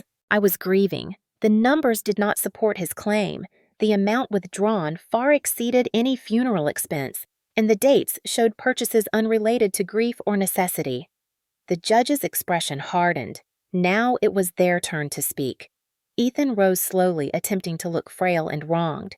He clutched the table for support as he began. "My daughter is troubled. She has always been emotional difficult. Since her mother died, she has been unstable. She imagines slights where none exist. I did not push her. She slipped. She has been dramatic her whole life. I am old. I am sick. I need her." He coughed lightly for emphasis, a manipulative performance I had seen too many times. Kyle stood next, delivering his own version of the story with the rehearsed tone of someone who spent the past weeks convincing himself his lies were truth. Claire exploded that night. She was yelling, crying, accusing us of stealing when all we did was ask for help. She fell because she ran up the stairs too fast. Dad would never hurt her. They exchanged looks like actors trying to stay in sync, but their story faltered with every detail. When Linda cross-examined Kyle, it took less than 3 minutes for him to contradict himself. First, he claimed he was downstairs the whole time. Then he claimed he saw me slip. Then he claimed he was in the kitchen. Linda's calm voice cut through each inconsistency. "Thank you. No further questions." Ethan's testimony fared no better. When questioned about the withdrawals from my mother's account, he stumbled. When questioned about the video, he blamed the neighbors, calling them nosy liars. When questioned about the restraining order violation, he claimed he had forgotten the terms. The judge let him talk, but each word pushed him deeper into the grave he had dug for himself. Finally, after hours of testimony, the judge asked if I wanted to speak. I rose slowly, every muscle trembling. Not from fear, but from the weight of finally being able to say the truth out loud. "Your Honor," I said, my voice steady. "I did not come here to punish them. I came here because I deserve to be safe. I deserve to live without fear of being used or hurt or manipulated. I did everything for them for years, and the moment I said no, they showed me exactly what I meant to them." A silence settled. The judge nodded once. "Thank you, Ms. Monroe. You may sit." When I did, Linda squeezed my hand. The judge gathered his notes. His expression was firm, his voice even. The truth was no longer tangled or hidden. It was laid out clearly, unmistakably, undeniably, and I could feel it in my bones. The verdict was coming. The courtroom was so silent that I could hear the faint hum of the overhead lights, a soft buzz that filled the space between breaths, while the judge reviewed his notes one final time.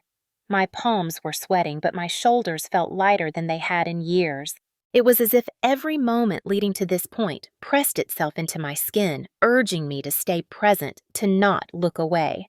I kept my eyes trained on the judge, not on Ethan or Kyle. I already knew what their faces looked like when they lied, when they panicked, when they tried to manipulate. I no longer needed to witness it. When the judge finally spoke, his voice carried a weight that pulled everyone in the room forward. After reviewing the evidence presented, along with the testimonies of the plaintiff, the defendants, and the witnesses the court finds in favor of the plaintiff, Claire Monroe, the words echoed through me like a seismic jolt. My breath hitched. My heartbeat stuttered.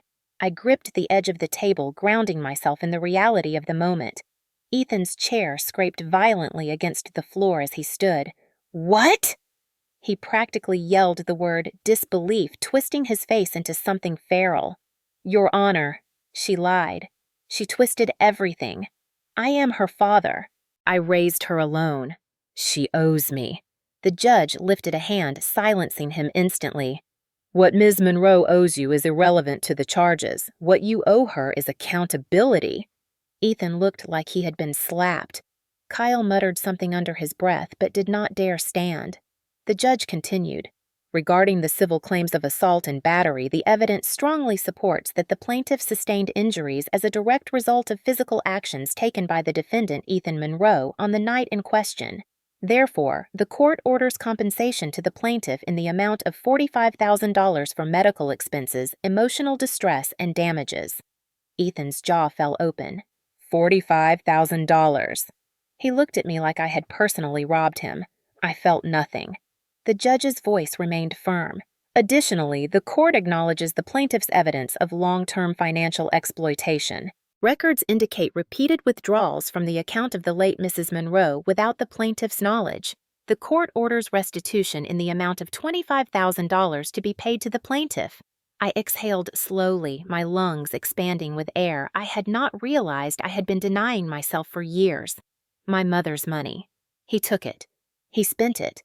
And now he was being forced to return at least part of what he stole. The judge shifted his attention to Kyle. Furthermore, regarding the charges of harassment and interference with court proceedings, the defendant, Kyle Monroe, is hereby placed on supervised probation for 12 months. Any violation of the terms will result in immediate jail time. Kyle's head snapped up. Probation. For what I did nothing. You slandered the plaintiff publicly during an active legal case, the judge said dryly. You attempted to enter her home without permission. You made multiple threatening statements. That behavior is not tolerated in this courtroom. Kyle sputtered uselessly, but even he seemed to know it was over. The judge adjusted his glasses again. Regarding the restraining order, the temporary order is hereby extended to a permanent protective order. Neither defendant may contact Ms. Monroe in any form. Violation will result in arrest. The shock that rippled across Ethan's face was almost theatrical. Permanent. You cannot do this. She is my daughter. I need her.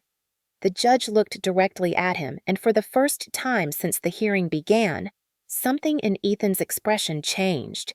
It was small but unmistakable. Fear. You do not get to harm someone and then claim ownership over them, the judge said. Being a parent does not exempt you from the law. Your behavior demonstrates a clear pattern of abuse manipulation and financial exploitation. This court will not allow it to continue. Ethan sat down slowly, as if his legs had forgotten how to work. The man who once towered over me with rage now looked smaller, deflated, stripped of the authority he had wielded like a weapon for so long. The judge turned to me one last time. Ms. Monroe, you are owed safety peace and the freedom to live your life without intimidation. This ruling reflects that. Court is adjourned. The gavel hit wood, a sharp, decisive sound that reverberated through every thread of my being. Breathing out felt like a confession, a release, a rebirth. Linda placed a hand on my arm and whispered congratulations, but my ears buzzed so loudly with relief that her voice sounded distant. My eyes blurred with the sudden heat of tears, but I blinked them back. Not because I was ashamed to cry, because I wanted to see everything clearly for once.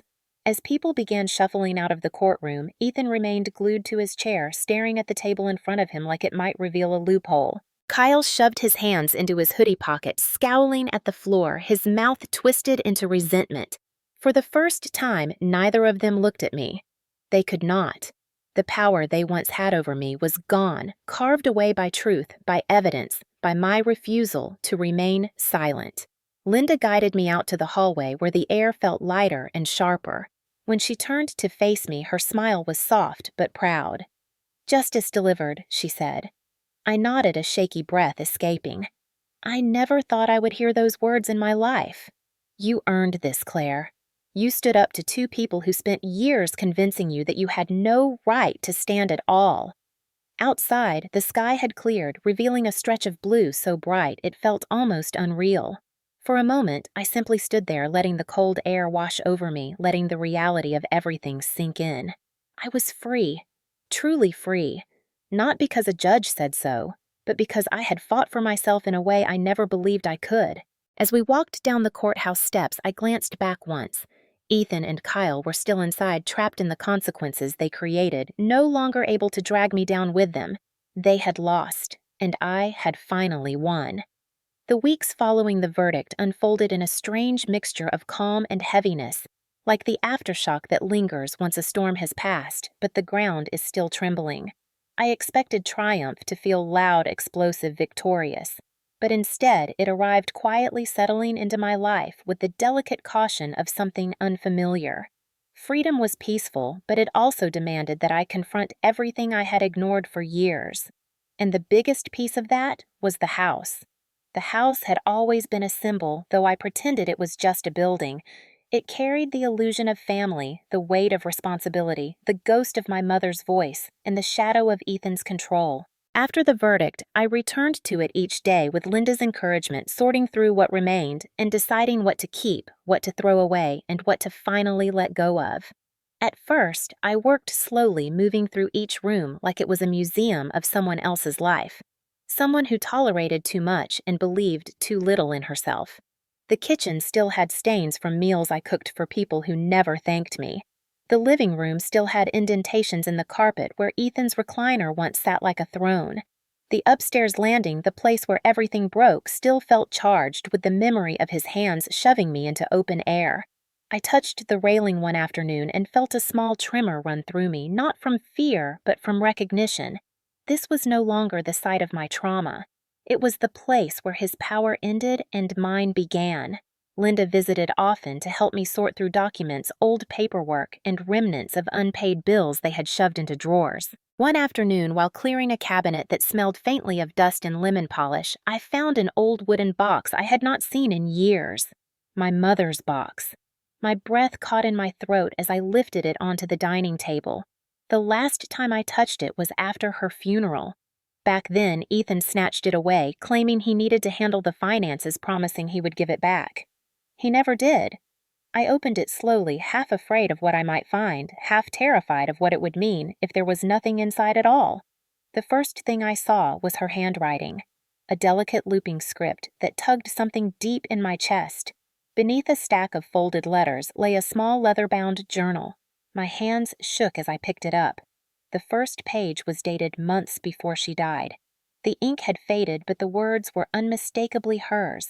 Claire, if you're reading this, then something has gone wrong in our home. I want you to know that you are not responsible for saving everyone. Your heart is big, but it is not a lifeboat. She wrote about her worries, the way Ethan's temper had grown worse, the way Kyle mirrored him, the way she feared I would be left carrying their weight long after she was gone. One line struck me so deeply that I had to sit down. If they hurt you even once, I want you to leave. Do not spend your youth rescuing people who do not want to change. I pressed the journal to my chest as tears slipped down my face, not from sadness, but from the profound validation I had been craving for years.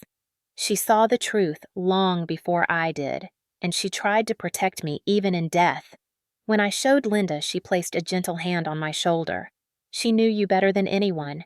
These words were her way of giving you permission to choose yourself. And I finally had. The realization crystallized something inside me. The last thread holding me to this house was not guilt or obligation. It was the belief that leaving it meant abandoning her. But the journal revealed the opposite. Leaving was honoring her. So I made the decision. Selling the house was not an act of escape. It was an act of liberation. The following week, I contacted a realtor. She was a warm woman in her 50s with a kind smile who walked through the home with professional efficiency. She noted repairs, structural updates, and cosmetic suggestions. But when she paused in the upstairs hallway and looked over the railing, her expression softened. "Hard memories here?" she asked gently. I nodded. "Some. But they're not going to stay." When we listed the house, it felt surreal, like placing the final chapter of a story onto a shelf. Buyers came and went. Some asked about the neighborhood, others about the age of the roof or the furnace.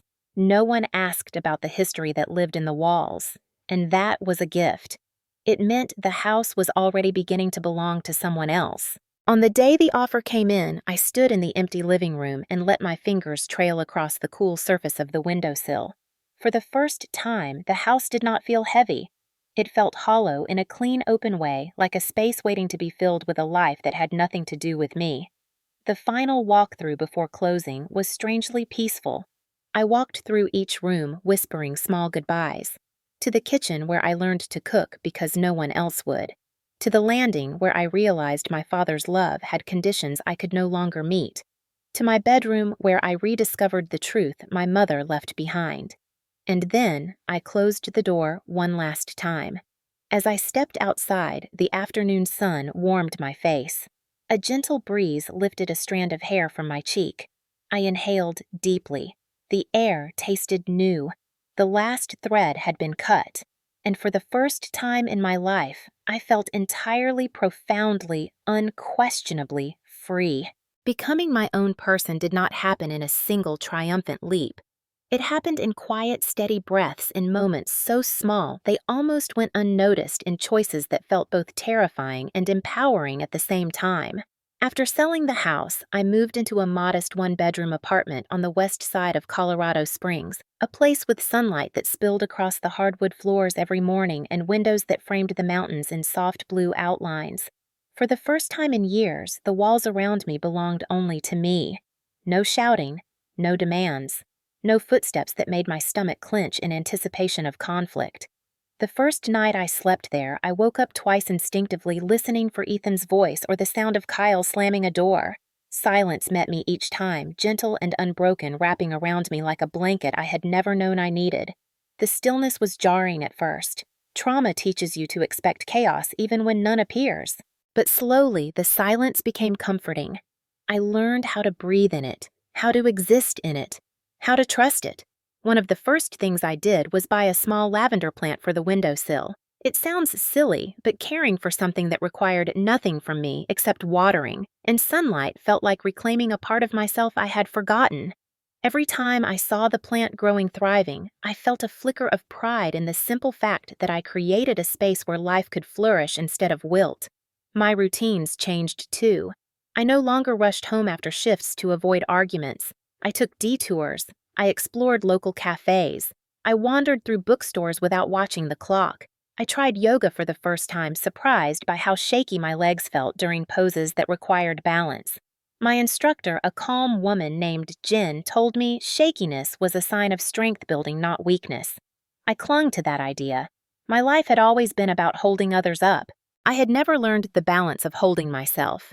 Self-care was a concept I used to hear coworkers talk about, something I assumed belonged to people who had time to rest, people whose families did not drain them dry. But now I tried it. Long baths, quiet evenings, cooking meals for myself instead of stretching groceries to feed two ungrateful grown men. I started painting again, a hobby I had abandoned years ago because Ethan claimed it was a waste of time. My first painting was messy, uneven, rushed, but it felt like coming home to myself. I hung it above the small dining table as a reminder that I was creating a life one brushstroke at a time. Linda checked in often, not in a professional way, but in a way that felt almost protective. She became a mentor, a guide, and sometimes the firm voice I needed when old guilt resurfaced. Trauma bonds do not break cleanly. Some nights, I found myself scrolling through old texts, rereading apologies I wrote to Ethan after he screamed at me for things that were never my fault. I would catch myself thinking maybe I overreacted, or maybe I should have been more patient. When I confessed this to Linda, she said something I etched into my memory. Healing does not erase doubt. It teaches you how to see doubt for what it is, a shadow of who you used to be, not who you are becoming. I repeated those words whenever guilt crept in, like an unwelcome guest. Slowly, I let myself reconnect with people I had distanced myself from. Friends who had once invited me out until I stopped showing up because I was too tired from carrying the weight of a household alone. Coworkers who sensed something was wrong long before I admitted it.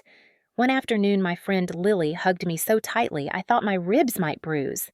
"You seem lighter," she said. "Happier." I did not realize how heavy I felt until I wasn't anymore, I admitted. She smiled in a way that made my chest warm. "You deserve a life that's yours, Claire." And for the first time, I believed that. I even began considering traveling again, something I loved before my world shrank into survival mode. I made a list of places I wanted to visit. Oregon's coastline, the Grand Canyon, a small town in Maine my mother once talked about visiting. The concept of building a future felt foreign, but it also felt thrilling. I booked a weekend trip to a quiet lodge 2 hours away, a simple getaway surrounded by pine trees and quiet trails. It felt like a declaration, a promise to myself. I am not stuck anymore. Financially, things grew easier too. Without the constant drain of supporting Ethan and Kyle, my paycheck stretched further than I ever remembered. My savings began to grow. The weight of financial fear loosened thread by thread. Therapy became part of my routine as well. Sitting across from a therapist named Dr. Rowe, a calm man with kind eyes, I learned how to unspool the trauma knotted inside me. I learned why I stayed so long. I learned why guilt felt like loyalty and why fear felt like responsibility. I learned how to forgive myself for the years I lost. One session after I described how my father shoveled blame onto me, even during the court hearing, Dr. Rowe asked, "When did you start believing their expectations were your obligations?" I realized I did not know. That question reshaped something in me. I no longer measured myself by what Ethan or Kyle demanded. I measured myself by what made me feel whole, by what allowed me to breathe, by what helped me grow. Months passed, and each one felt like peeling away another layer of someone I was never meant to become, revealing the person who had been buried underneath duty and fear. One evening, I stood on the balcony of my apartment watching the sun dip behind the mountains, painting the sky with streaks of orange and violet. I wrapped my sweater tighter around me and felt a calm I had not known in years. I was living a life shaped by my own hands, a life where I could rest without fear, a life where silence did not mean danger, a life that belonged only to me. Becoming my own person was not a single moment. It was a steady unfolding, and I was finally ready for the final chapter. Closure did not arrive the way I once imagined it would. It did not come with a surge of triumph or a cinematic feeling of victory. Instead, it settled over me gradually like the quiet warmth that follows the first light of dawn after a long, sleepless night. It came in pieces through moments that felt small at the time, but added up to something profound. One of those moments happened on a crisp Saturday morning in early spring. I was sitting on my balcony with a cup of coffee, the mountains hazy in the distance, when I realized something startling. I had not thought about Ethan or Kyle in days, not in anger, not in fear, not in grief. My mind had finally stopped orbiting around them. I was living my life rather than reacting to the wreckage of theirs. That realization washed over me with a gentle but powerful clarity. Healing had not erased the past, but it had loosened its grip. Therapy helped too. Dr. Rowe once told me that closure is not forgetting. It is remembering without being pulled back into the fire. And he was right. The memories of the fall from the second floor, the years of emotional manipulation, the financial exploitation, they still existed, but they no longer defined me. They no longer controlled the way my heart raced or the way my breath trembled. I could look at them with distance now, like pages in a book I had already finished reading. Sometimes I walked through the neighborhood near my old house, not out of nostalgia, but to remind myself that I had survived something far heavier than a fall. I had survived an upbringing built on control masquerading as love. On one walk, I passed a moving truck parked outside the house next door to my former home. A young couple was carrying boxes inside, laughing, their dog running circles in the yard. I watched them for a moment, then kept walking. The world had moved on, and so had I. Closure also came in the form of reconnection. One weekend, Lily invited me on a hiking trip, something I would have said no to in the past out of guilt or exhaustion. But this time, I said yes. The trail wound upward along a ridge overlooking the valley, and as we climbed, I felt my lungs open in ways they never had inside that old house. At the summit, the wind rushed through my hair, and I felt small in the best possible way. I stared out at the sweeping landscape, the sky stretching endlessly above it, and whispered to myself, "This is what freedom feels like." Lily glanced over and smiled softly as if she heard the thought, even though I hadn't said it aloud. "You look like you're finally breathing," she said. "For the first time in my life, I replied. Closure found me in other places too, in the quiet aisles of bookstores as I discovered new authors, in the soft thud of my feet during morning runs, In evenings spent cooking meals for myself, savoring flavors instead of eating in rushed silence. Even in the mirror, where I had begun to recognize the woman staring back at me. She wasn't the same woman who crawled out the door the night she was pushed. She wasn't the woman who stayed awake for years worrying whether she had disappointed her father. She wasn't the woman who thought love meant sacrifice without limits. She was someone rebuilt, someone steady, someone free. And surprisingly, closure even came through forgiveness. Not for Ethan or Kyle. They had not earned that, and healing did not require I grant it. But I learned to forgive myself for staying too long, for giving too much, for believing their version of me more than my own. One afternoon during a therapy session, Dr. Rowe asked me if you could speak to the version of yourself who stayed all those years, what would you say? She did not know any better, I told him. She was trying to love people who did not love her back, and she thought that was her responsibility. He nodded slowly. Then forgiveness is deserved, and I felt it, deeply.